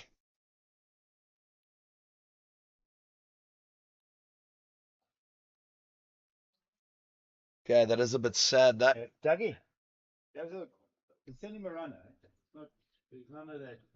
Okay, let's go back. Let's get back in the cricket here. The score is 206 after how many overs there? 39.3. 39.3. So after these 3 balls, there's 5 overs left. 206. We're looking for another 44 here now. 8 and over. Let's see what happens. As ball to Arch Harley, he's just punched that away for a nice little single. And here comes the man of the moment from the last match, Mark Nicol. He made an unbelievable 78 or 42 balls. Let's see if he's in the same form. Okay, the field immediately changes. They know his prowess. The other day, Mark also got a very quick 26 of 21 balls against the same opposition. So this is going to be very interesting. 2 balls to go this over. Let's see what he does. He has actually steered that with a glorious little shot down to third man. And I don't know if that's got enough pace on it from where we're sitting, but I don't know if that's going to make the boundary. And it does. 4 runs. That's deft touch from our big hitter. Okay, 210 or 39.5 overs. Well, South Africa not leaving anything behind the stumps, expecting Zimbabwe to hit the ball hard and coming hard at the bowler. So opting to get everyone in front of square, it seems. And again, I think that's the right call because his pitch is so slow. There's no way I thought that was going to make that boundary. I mean, that boundary is about 84 meters down there. Oh, what's happened there? Has he hit that well enough? He has. That's gone out the park for 6. That's a great shot. That's 10 off 2 balls, 216 for 6.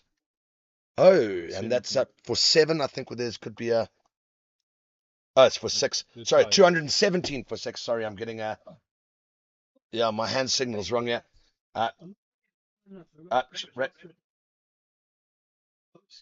So 217 for 6 after 40 overs. 33 runs needed off the 5. I think that's actually 6.5. Actually, you know what? I would actually think we would still want to go now for 8 and over. So yes, so maybe 256, 260 is the new score we're looking for here. However, Alroy's been bowling brilliantly. What is his economy rate there? Still must be just below 3 or just above 3. Showing right now. Is it? Alright, no. It's his economy is at 4.25. 4.25. Yes, I thought that last over may have pushed it up, but my math's not that good. So, but 4.25, he's done absolutely brilliantly. Alroy to Harley. Harley's on 80 yard. Here we go. What's it going? Bowling a little bit flatter. That looked like that was sliding down leg.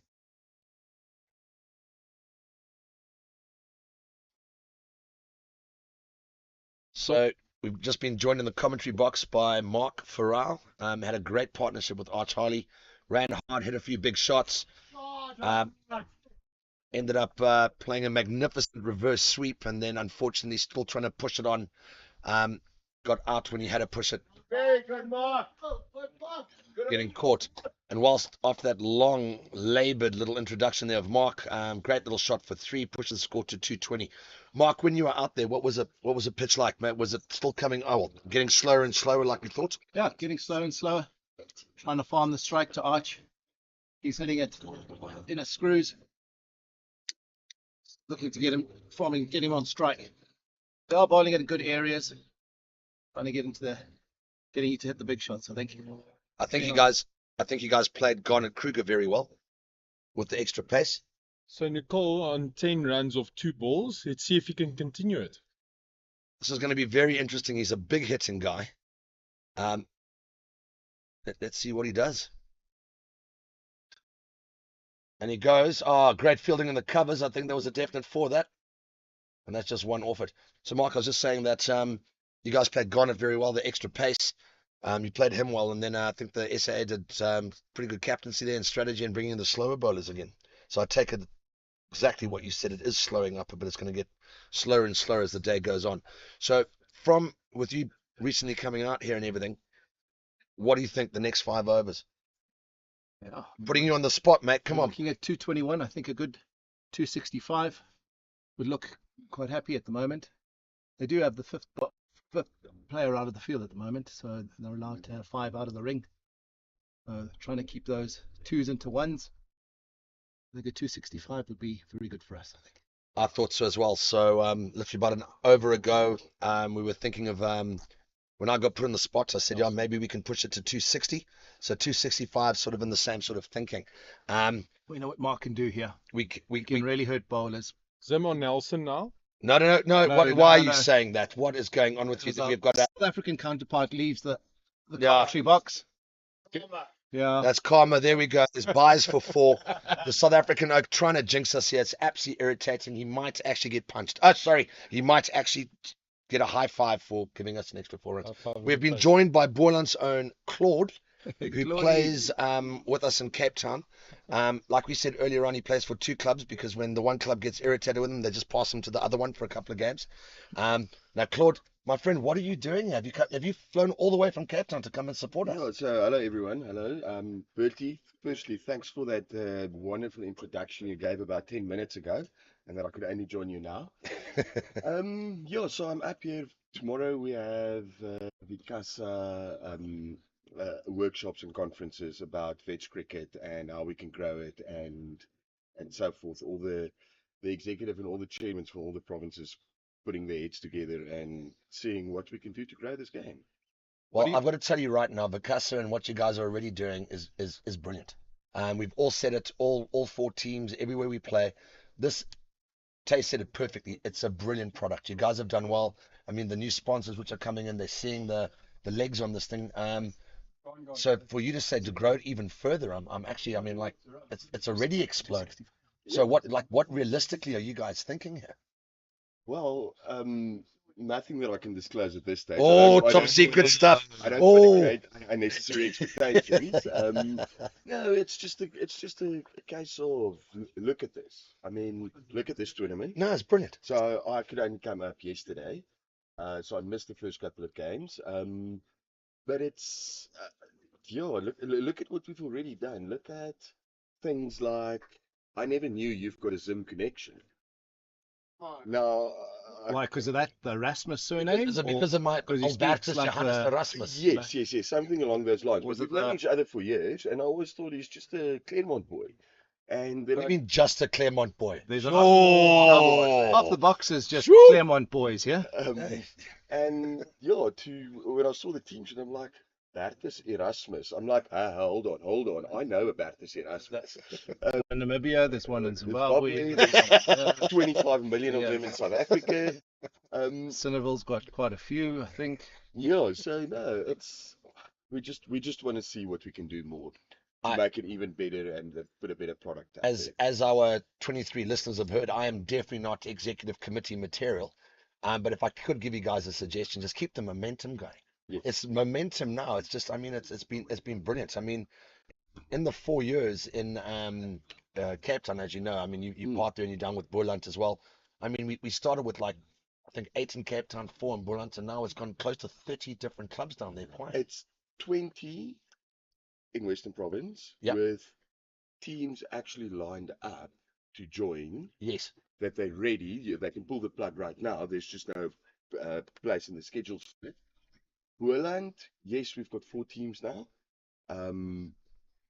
If I can talk out of the boardroom a little bit, we will probably be adding a 5th team now in January. Excellent.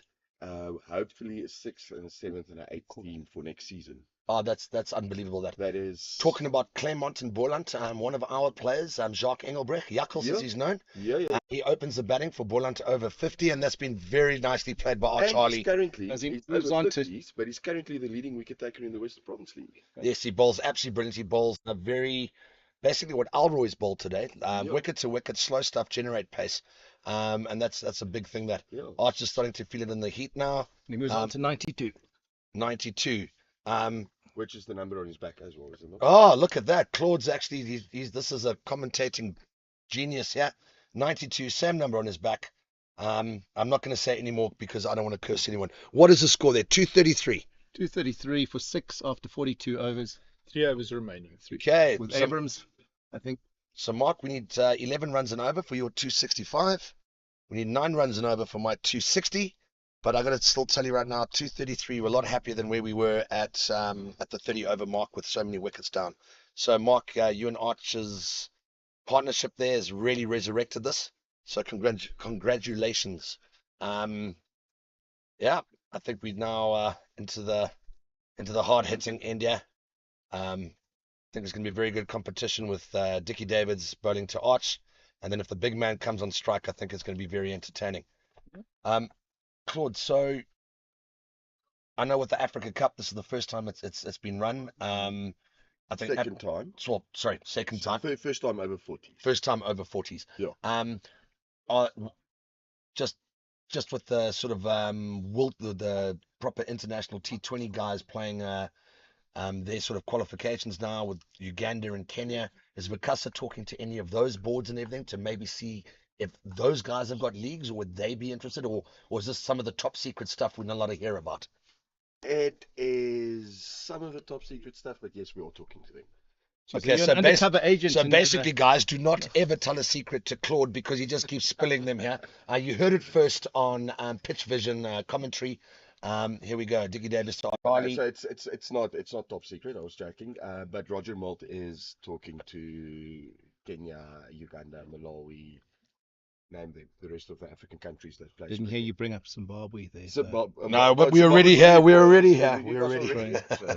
No, but that would be amazing. I mean, getting like 8 teams, and even if that takes 4 or 5 years to accomplish, I think that's another good goal to look for. It is. It's and this whole bets cricket thing, and I'm trying to just get my words in the correct order with it. But I've always said, it is. There's so many of us that we played against each other as youngsters. Some of us met when we were older, but it's old friendships renewed, new friendships made, and current friendships strengthened. Oh, that's where did you read that? Made it Now, Claude, that's that's exactly what it is, Claude. It's exactly what it is. We spoke to Taste now as well. He was talking about he's still got a bit of a rivalry with Warren Dugmore and Brandon Buckley. So the rivalries are still there, but it's always in good spirits. It's new friendships have definitely been made this tour. Tace also brought Vander Pretorius' name up, hoping that he's due for a big one. So just really, really good. So I think that motto that you guys there is working. Okay, back to the cricket. Dickie Davids. Arch Harley is on. Arch Harley's on 95. 3 balls remaining on the over. 237 for 6. 3 balls remaining. Okay, this is we haven't seen 100 yet. I think in all the games Mark. You're going to get kicked. Yeah. Okay, I have full belief in the way that Arch is playing. His technique is great. He's running between the wickets really quickly, and he isn't faltering anything that he. Yeah, Mark is now touching wood, and he's now trying to dig himself out of a hole because this is going to be a huge fine. I didn't touch any wood. I firmly believe in this boy. Oh, playing there we go. Superb cricket. Okay. I like that. Okay, 2 balls to go. Okay, let's see if Dickie Davis is going to get it in the right spot for SAA or in the right spot for Mark Nicol. Here we go. Davids to Nicol. It's up. And it's out. And hold on, has he done that correctly? No. He has. It was the right spot for Mark Nicol. 4 runs. That's what we needed to break a little bit of tension in that over. 242. 242 for 42.5 overs. You know what? It's also back to the whole veterans thing and tournaments like this and so forth and IPTs, etc. It's if you think about this team, and I'm sure it's the same with you with the Zim team as well, but this SAA team, some of these guys met at the IPT. So there's 8 teams. There's a lot of people you don't get to, but you meet people and it's a nice guy and so forth. And now you've got I think the squad is 15 or something like that. 15 people in the SAA squad, correct? 15 people in the SAA squad.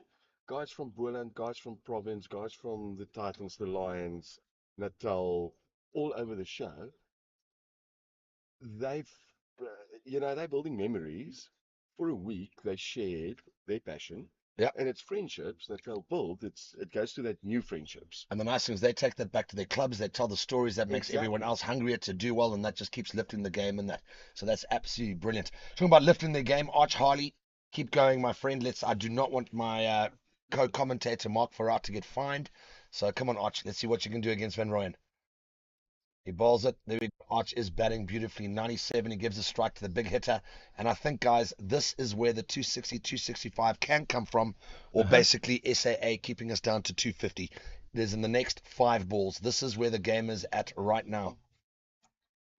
And he's now coming around the wicket, which I'm not too sure I would be doing that because that would be bowling into his arc.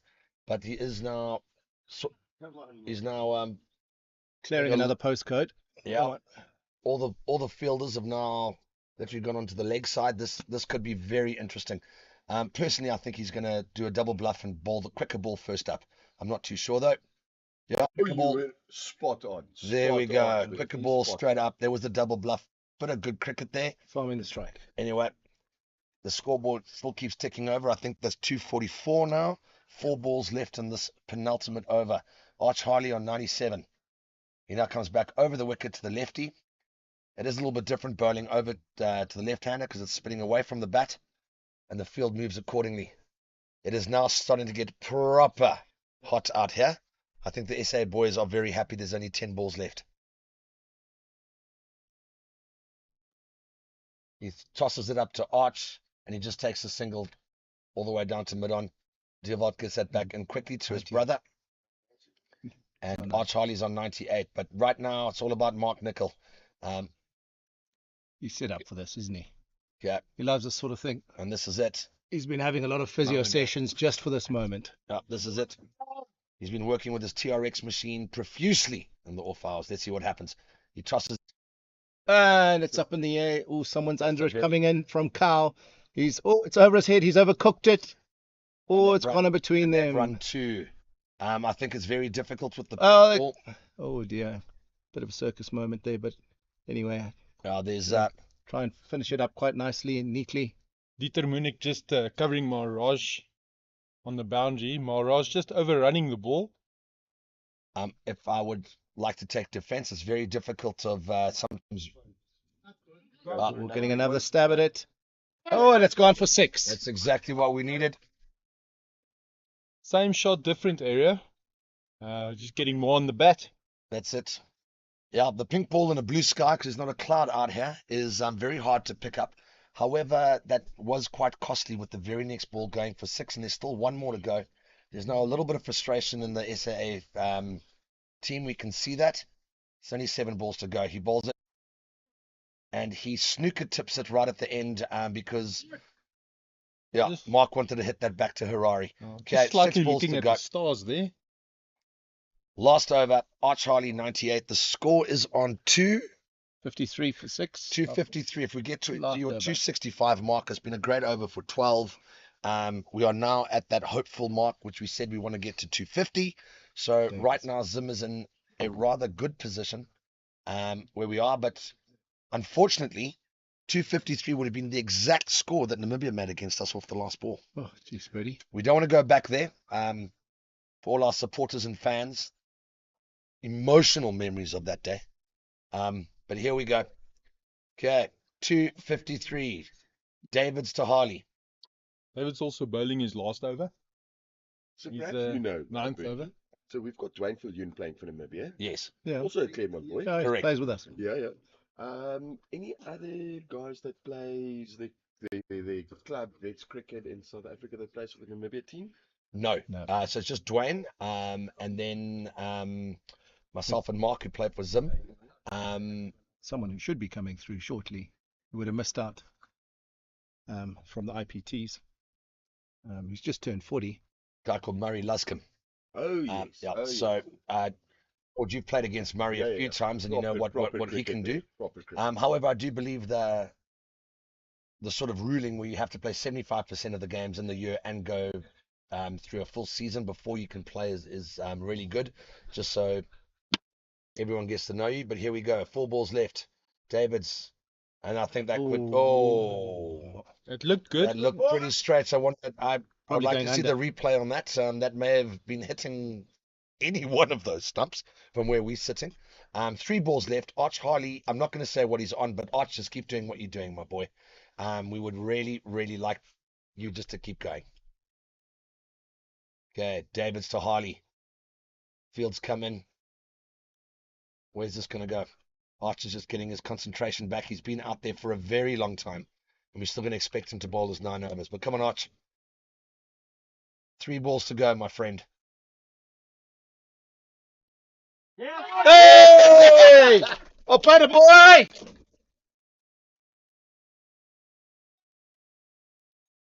That's some little bias coming through here from the Zimbabwean commentators. Yeah. Full bias. Well done, Arch. That is the first 100 in the tournament on the last day. That is absolutely brilliantly played. And if you think about all the heat, all the overs, all the injuries, and he's done this, that is some serious mental sort of capabilities there, and we're all very proud of our boy. Now we've got 2 balls left. Let's see what is going to happen. I think this is going long. I was completely incorrect. Bold. There we go. Okay, last ball. One ball left. Go on, Raymond. One ball left. Raymond Buchanan is going back out again. Hopefully he listens to his son's message with his backlift. And, yeah, 60-40. But anyway, So Raymond's going back out again. So Raymond coming back. Zimbabwe needing 4 runs for their 260. Very important little milestone, that. And Mark Nicol, once again, the cool cats of our team, batting with sunglasses. I think they're prescription, because they're definitely not a fashion statement, because those are terrible. And just to come back on Harley, he scored his 100 off 104 balls. That is, you know what, after that start and everything like that, for him to dig through and come back at 100, well, nearly 100 strike rates, absolutely excellent. Let's see if Raymond gets one out the middle here. I think we would all be very happy with the same mark from both of us, obviously biased in the Zim side. We would be very, very happy with 256 if it was offered to us anywhere between the 15th to the 30th over today. Yeah, I think anything between 260, 265, I think is spot on. Happy to say we are biased because all our viewers are sitting in Zimbabwe right now, I believe. No. I believe there are a few SAA people as well. Kakleko, how many viewers have we got? And he hits it down. They're going to go for 2. Oh, no. Oh, no. They might not. No. Oh, he's hopping. And, no. No, even though he thought he was fit to go out, the hammy has gone again. And that is the end, guys, at 257. Great comeback here by my team in Zimbabwe. Arch on 100. Arch on 100, not out. Absolutely brilliant. Kakleko, thank you for the stats. Yep. Mr. Cinnable, thank you very much for joining us. It was absolutely excellent. Thank you, sir. And Kakleko, how many viewers did we go viral today?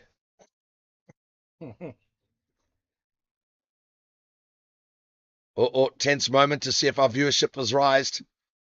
Kakleko's laughing. We know that the maximum viewership we had the other day was 37. We are aiming for 38 people. And it is 39 people. We have done it. We have broken our record. We've got 1 new viewer. Well done, Archie.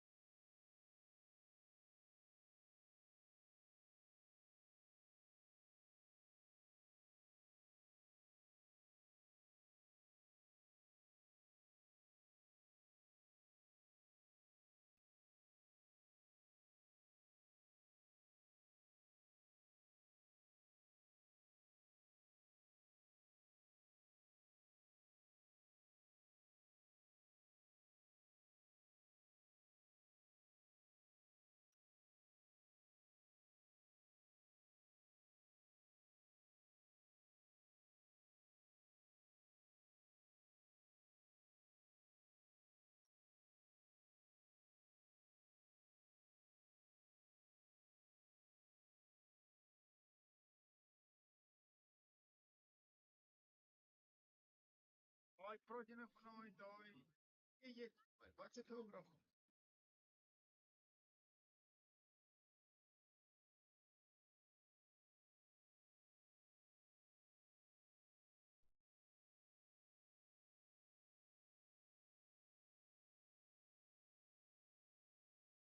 Well, guys, emergency here. Come on. Excuse me. Let's hit the deck here. Come on, baggers. Nee, ek weet jy dit van gesê. Nee, ek weet jy dit. Nee, ek Big hit in your bags. Come on, boy. Kan ek jou sê ek het skoon vergeet want ek staan ek het heeltyd gekyk na die goed wat ek gesien het. Jy weet, ek het nie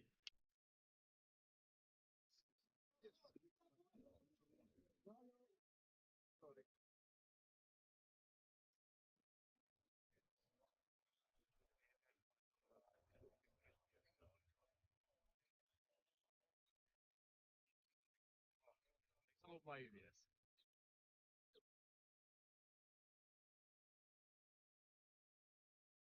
Want ek kan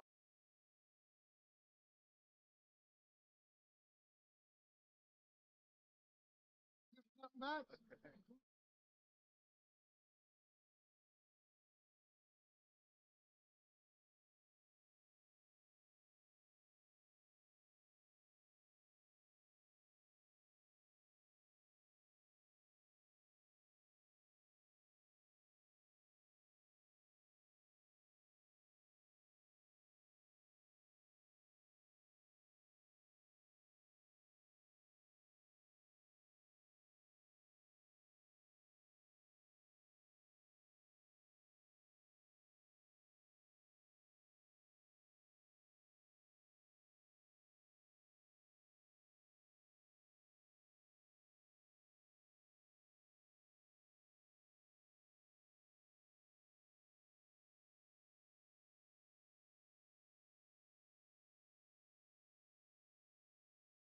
Come on, Bobby!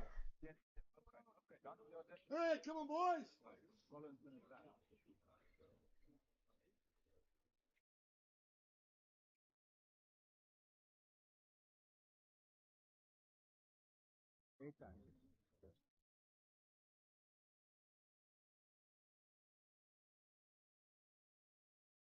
Good on, buddy.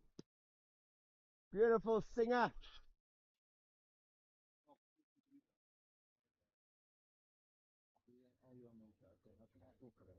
Okay, dankie.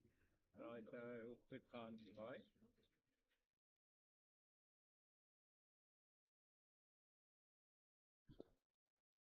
Start, big fella. Good start, what? It's not a bad start, but bad start.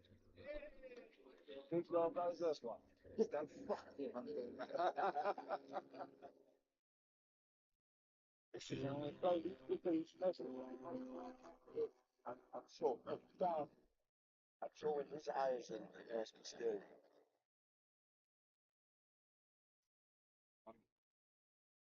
Super out on the truck, close to the channel. Yes, yeah, on both sides. And we see my crowd to do it in for planet.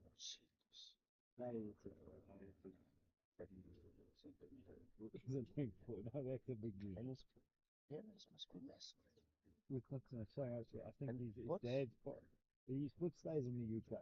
So we haven't. You only know him. Yeah. We haven't seen him. Alright, come on, boys. We're going to take these steps. Come on. That's an asset.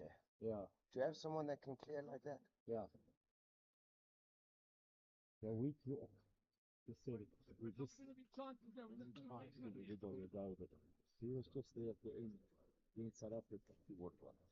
That could have made a hell of a lot to work on. You understood fucking.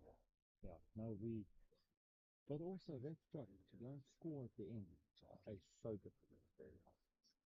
It's really a difficult track to go in and really a difficult track to go in and just swing.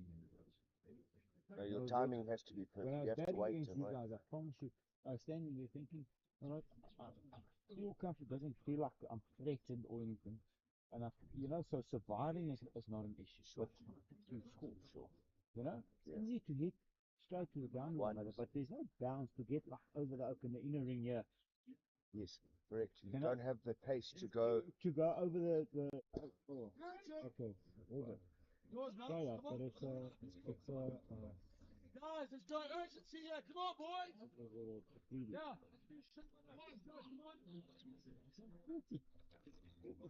I think when he gets up, it's a bad thumb jumps on. Bertie. Exactly like that, man. Exactly like that. Come on. Bertie, Everyone, get in the game. Let's go. can we organize a sub-fielder? They need a commentator. Deco, come sit here.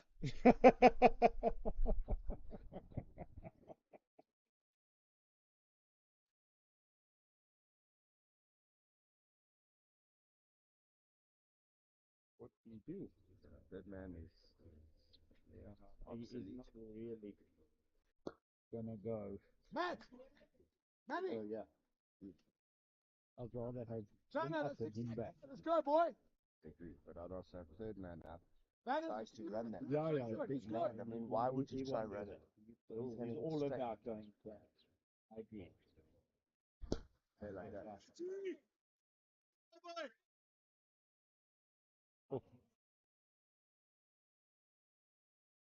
Over-40s!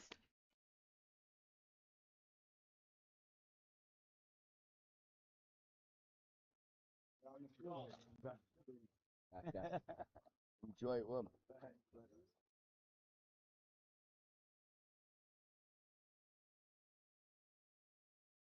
Hey, give me another one.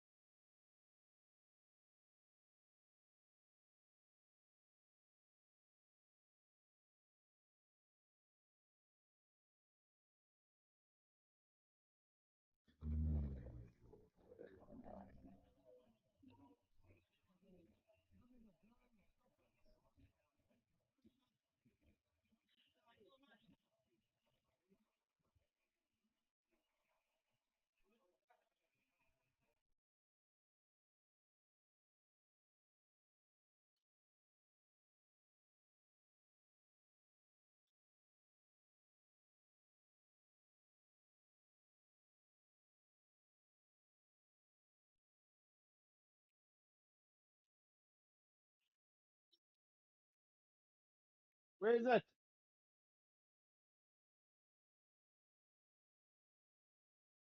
think it's that one. This one, Chronicles. No, on there, third seat.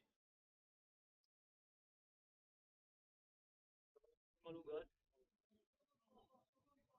Ano? Langgudan na Malungan.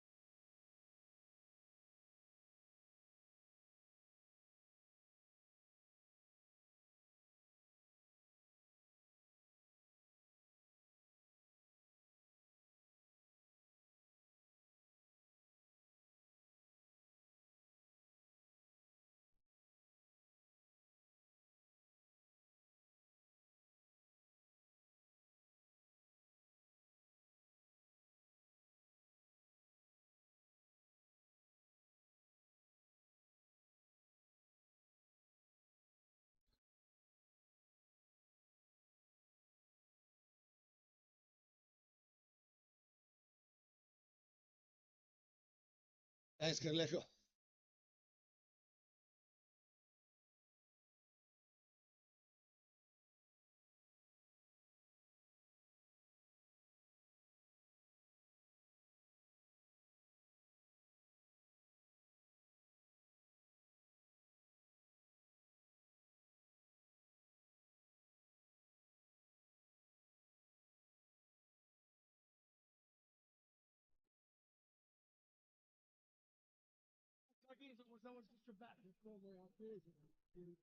Hey, come on, guys. A great shot from it. Come on. Enjoy her.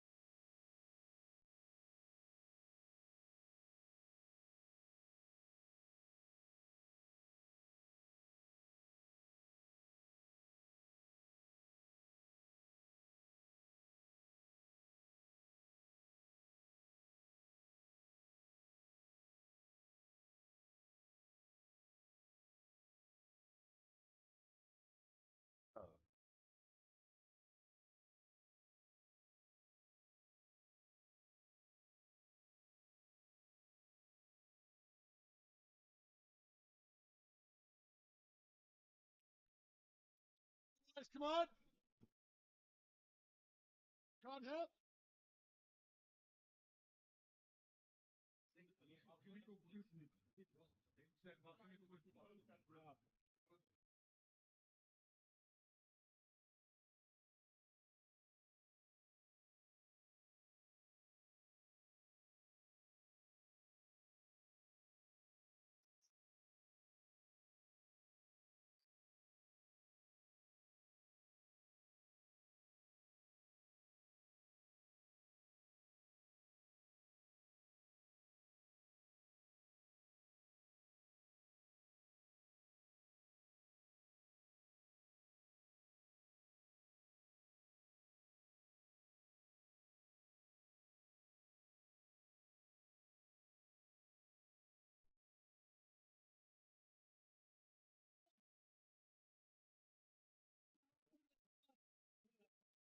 want to do that for the wicket. Come on, Matt. Come on, Matt. So when it comes in, come on.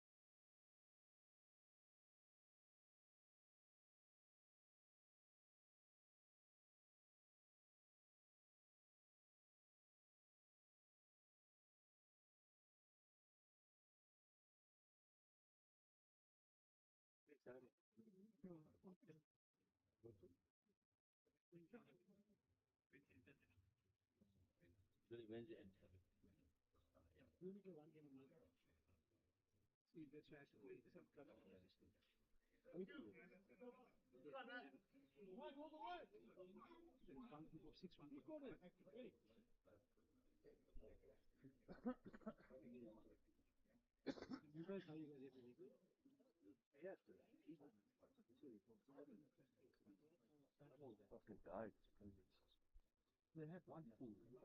The rest of people are those that can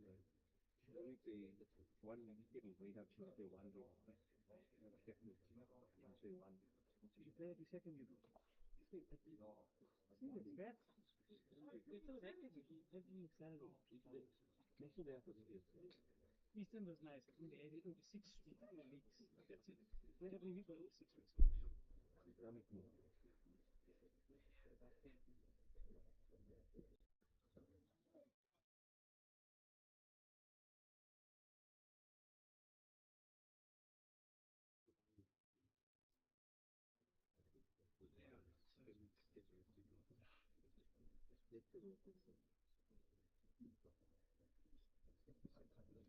So the life is how old is 24. No.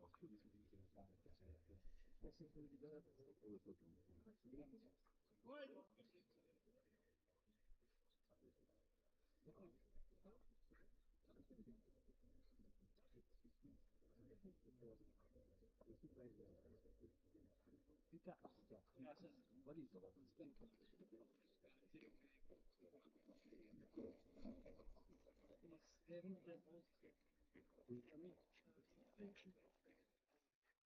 Thank you.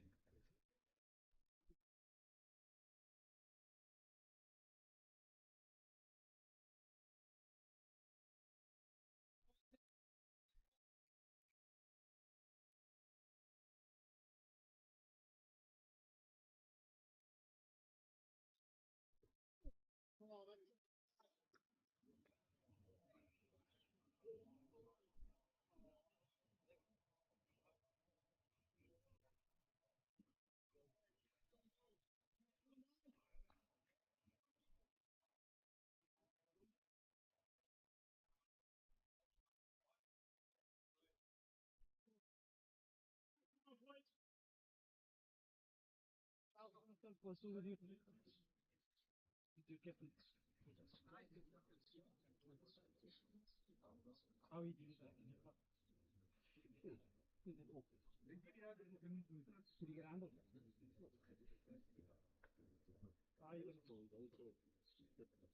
What? That's one of it.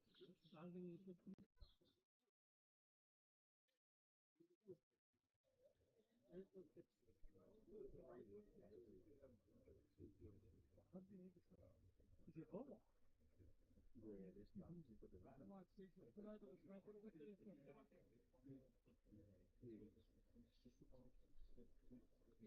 So, who did I surprise when you made the site?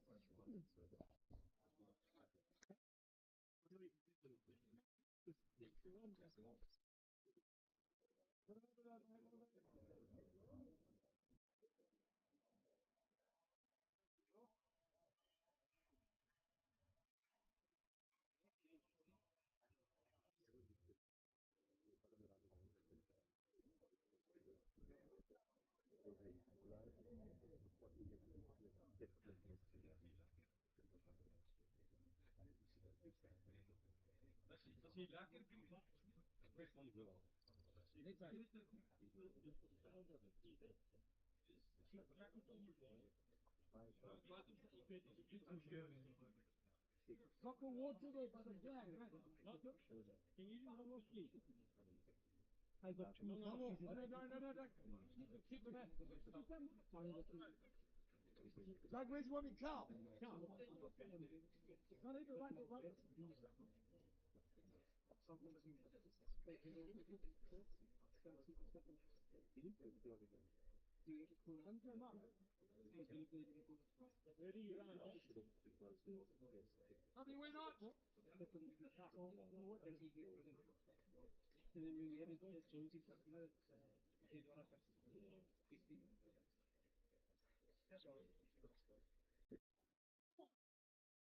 Wild out!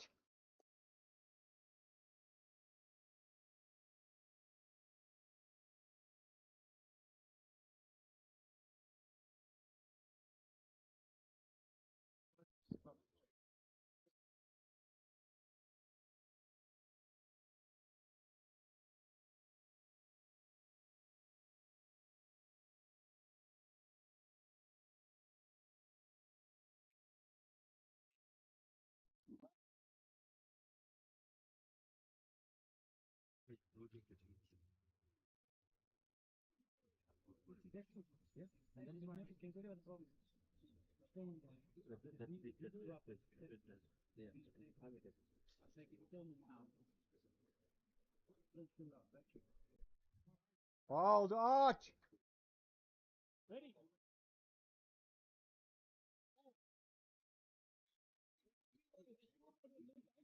Come in 10. I don't think this batter can reach you there, boy.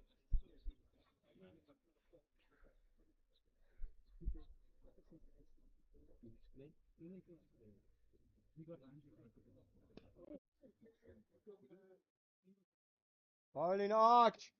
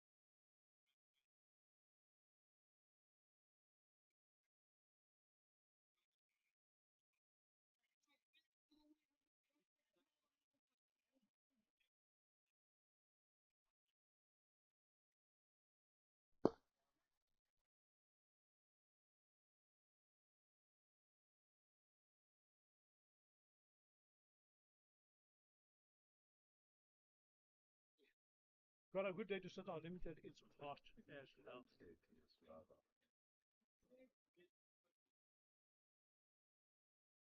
I'd still rather be late. You guys, yes, we worked. We actually was 5 or 2 or something, right? Got that run out for the last one? Right. When we got the run out, we switched it off. We said, okay, Zimbabwe, we put it off. So take it. That was out by maybe a meter. In the umpire system. So I meant to change.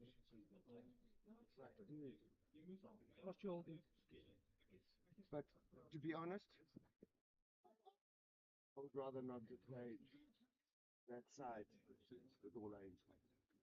It wouldn't have been a fun. At least today, they've got 11 players. You know, they've got more of a chance than.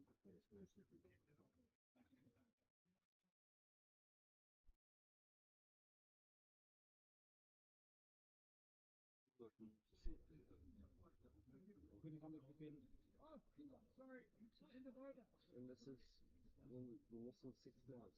Yeah. That will be before this happens. Marks, I think I'm going with long on. I think you might have to do it. So hopefully we'll be out and another guy does what they do. Why don't you guys get Charles Coventry together? Chocolate fucking needs as well. I played with him. Doesn't matter. No. Chopper. 3 months ago. 2 months ago. Chopper, you play. Daniel, Chopper, you play. Yeah, no. I can only play the last 2 games. I've been playing in the same team as Chopper for a long time. And to be let down like that. But I would rather, if guys are not interested, I'd rather they don't come. Correct, yeah. Then you rather you guys are out. Yeah.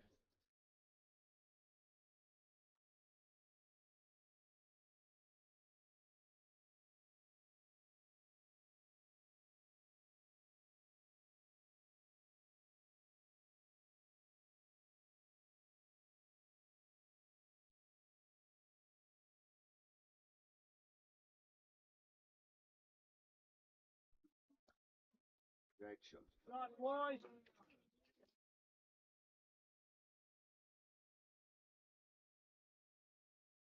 Unlucky Arch.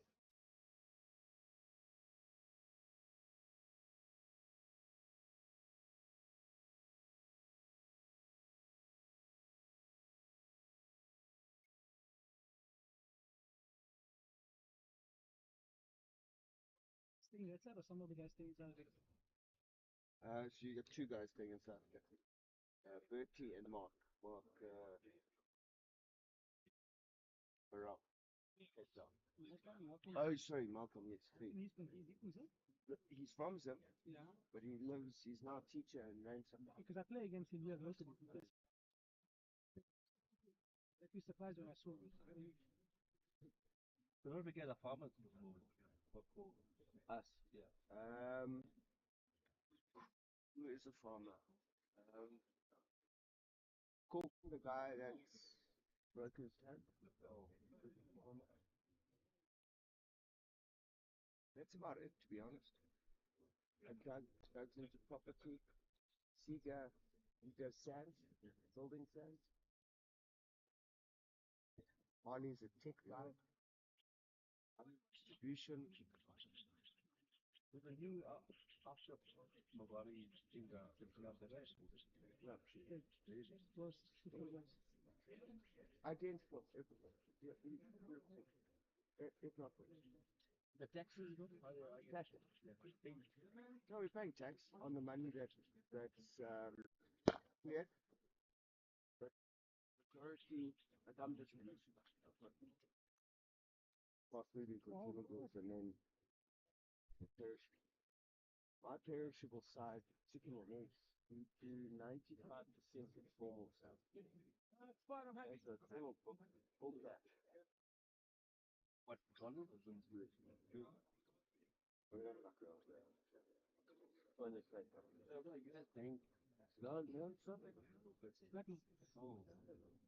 All informal outside paperwork. Great.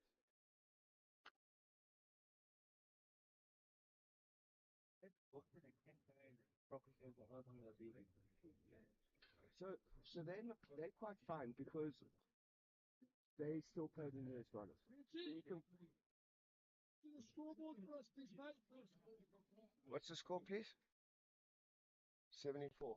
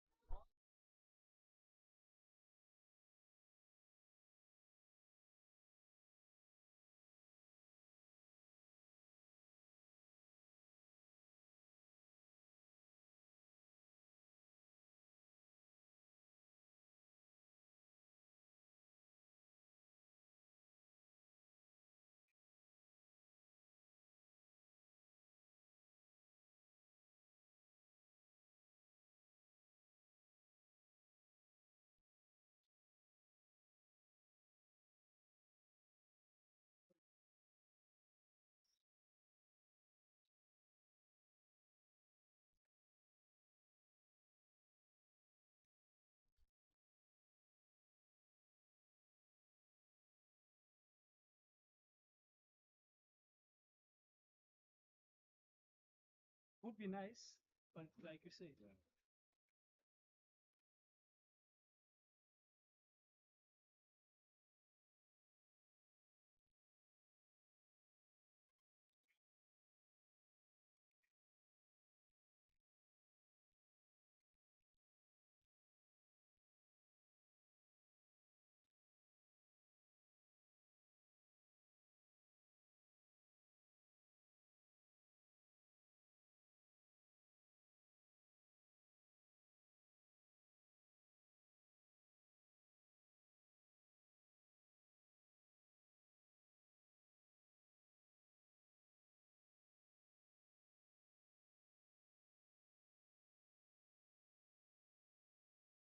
shocked at him. I supply Stuart Carlisle in Zambia. I think Raymond Price. You guys. OTV Sports. Ah.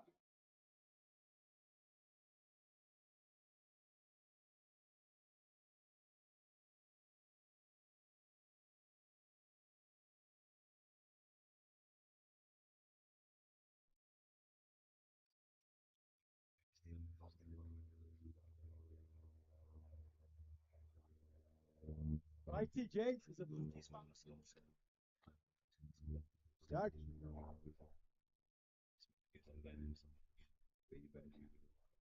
Joe Carmine's next to China, but we're actually moving premises next year to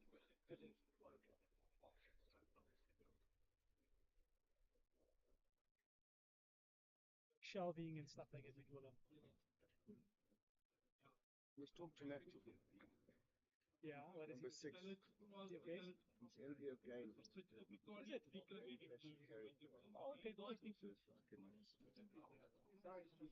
in Botswana, we're supplying quite a few education games. Trade World Council.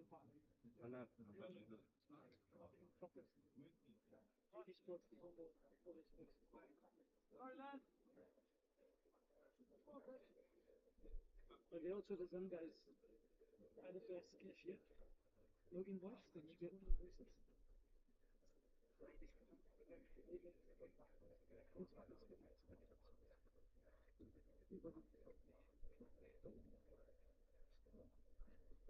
Yeah, so it gets stuck in the borders.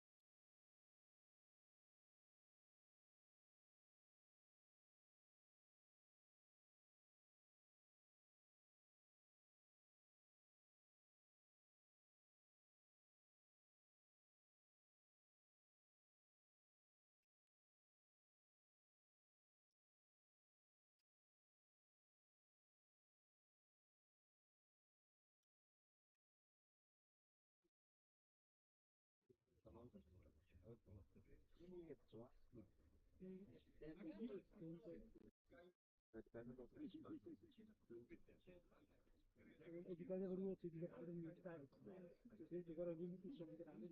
Where you sure that the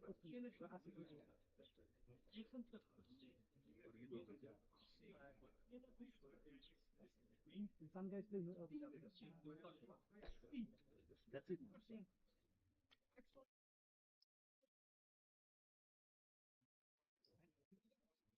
All of it, you guys believe.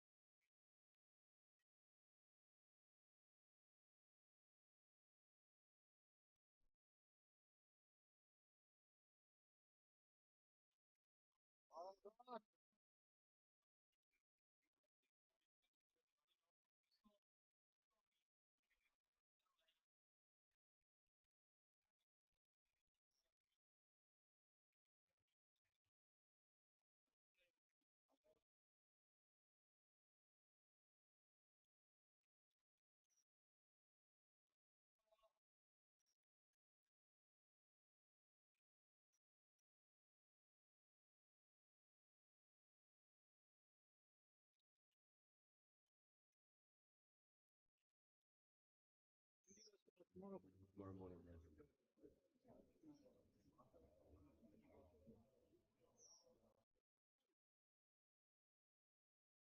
Ready, dog?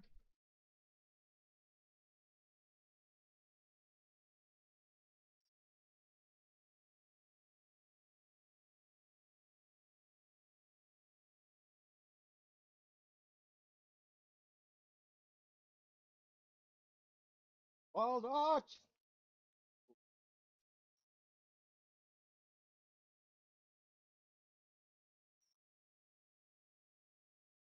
Score 92. 97. 97.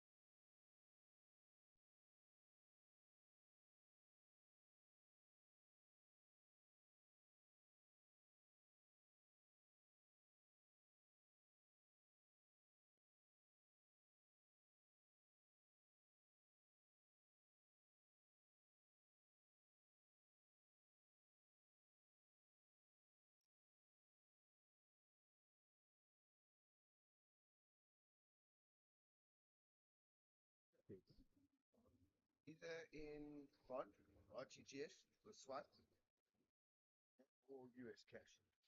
So the rate between US and our currency are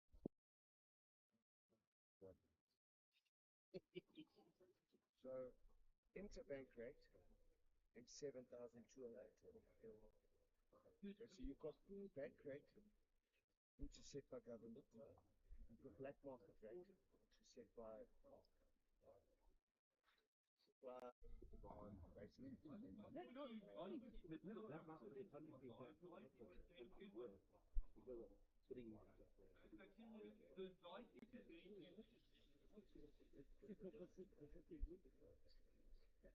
I haven't had water in my house that I bought. In a way, I don't have water in here. House is a bought.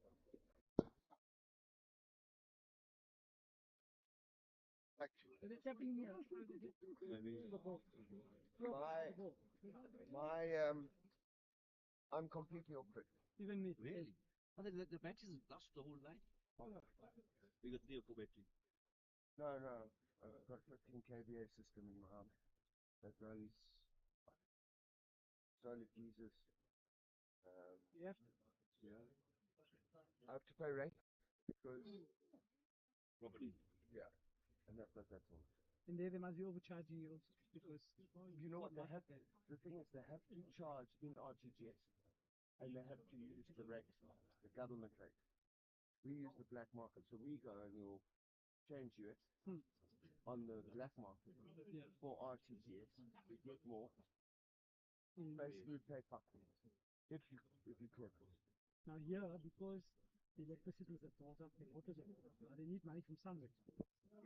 So they've done this, they just pushed the market value of all the houses up. Ah. The house is worth 9 million, but the house is worth 4 million.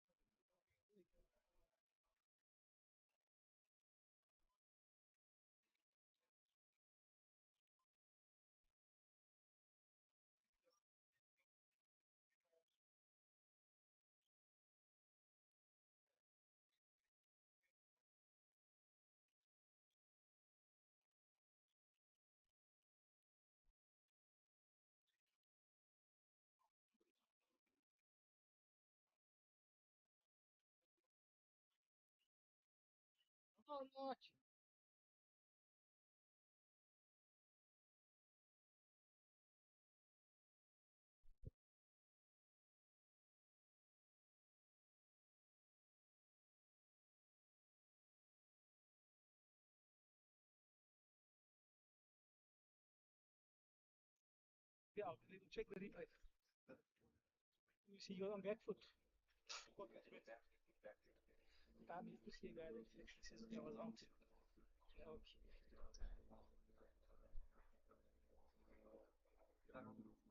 Good luck, Roots.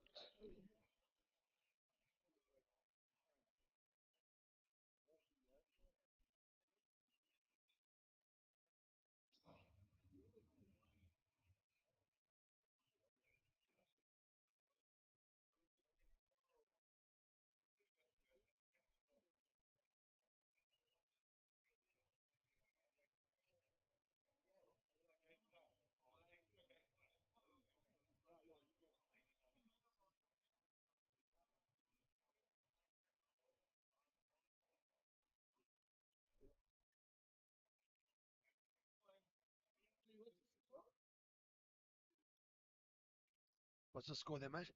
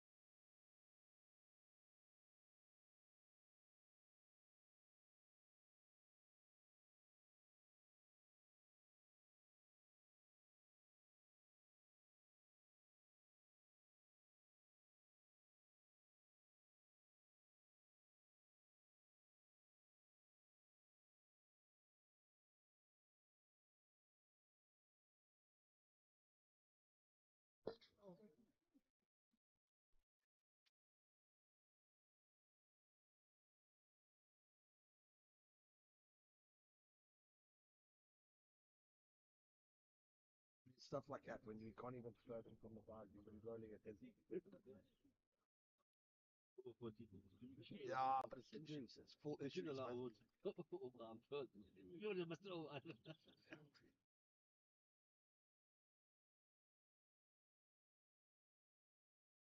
You guys know over-40 and Yeah.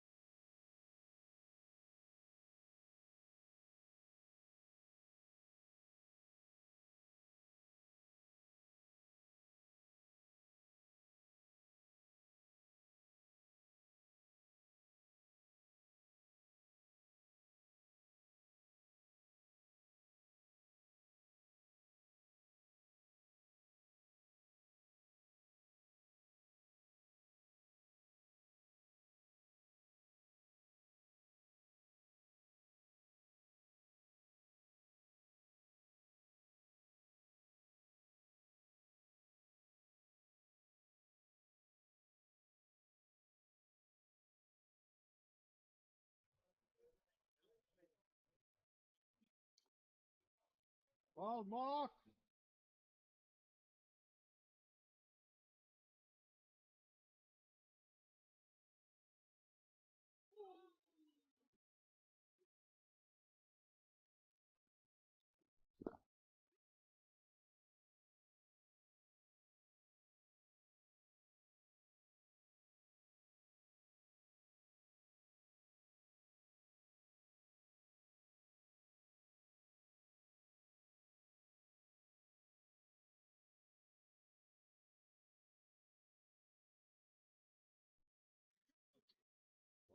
$191. Mark.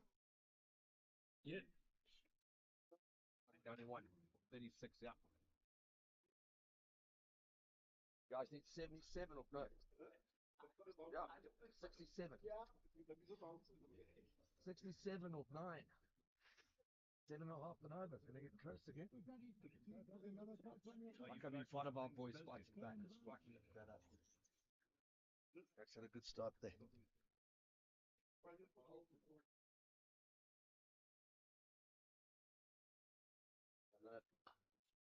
Yeah, we made SA work but then that first game. The batting, obviously, we batted like shit.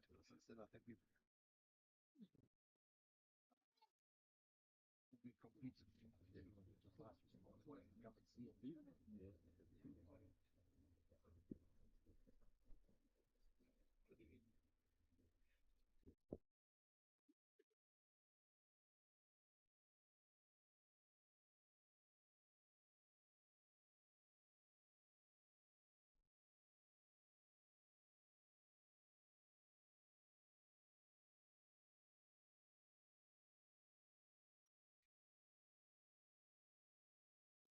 Oh.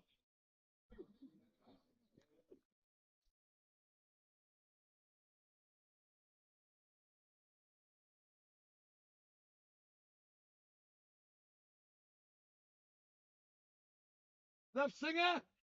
Come on, Doug.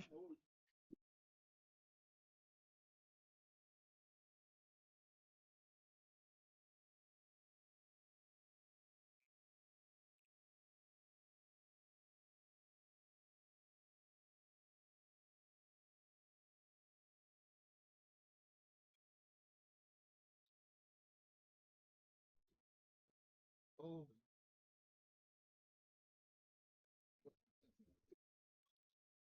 Fine, keep going, lads. Come on. 1 wicket. This is our over. Come on.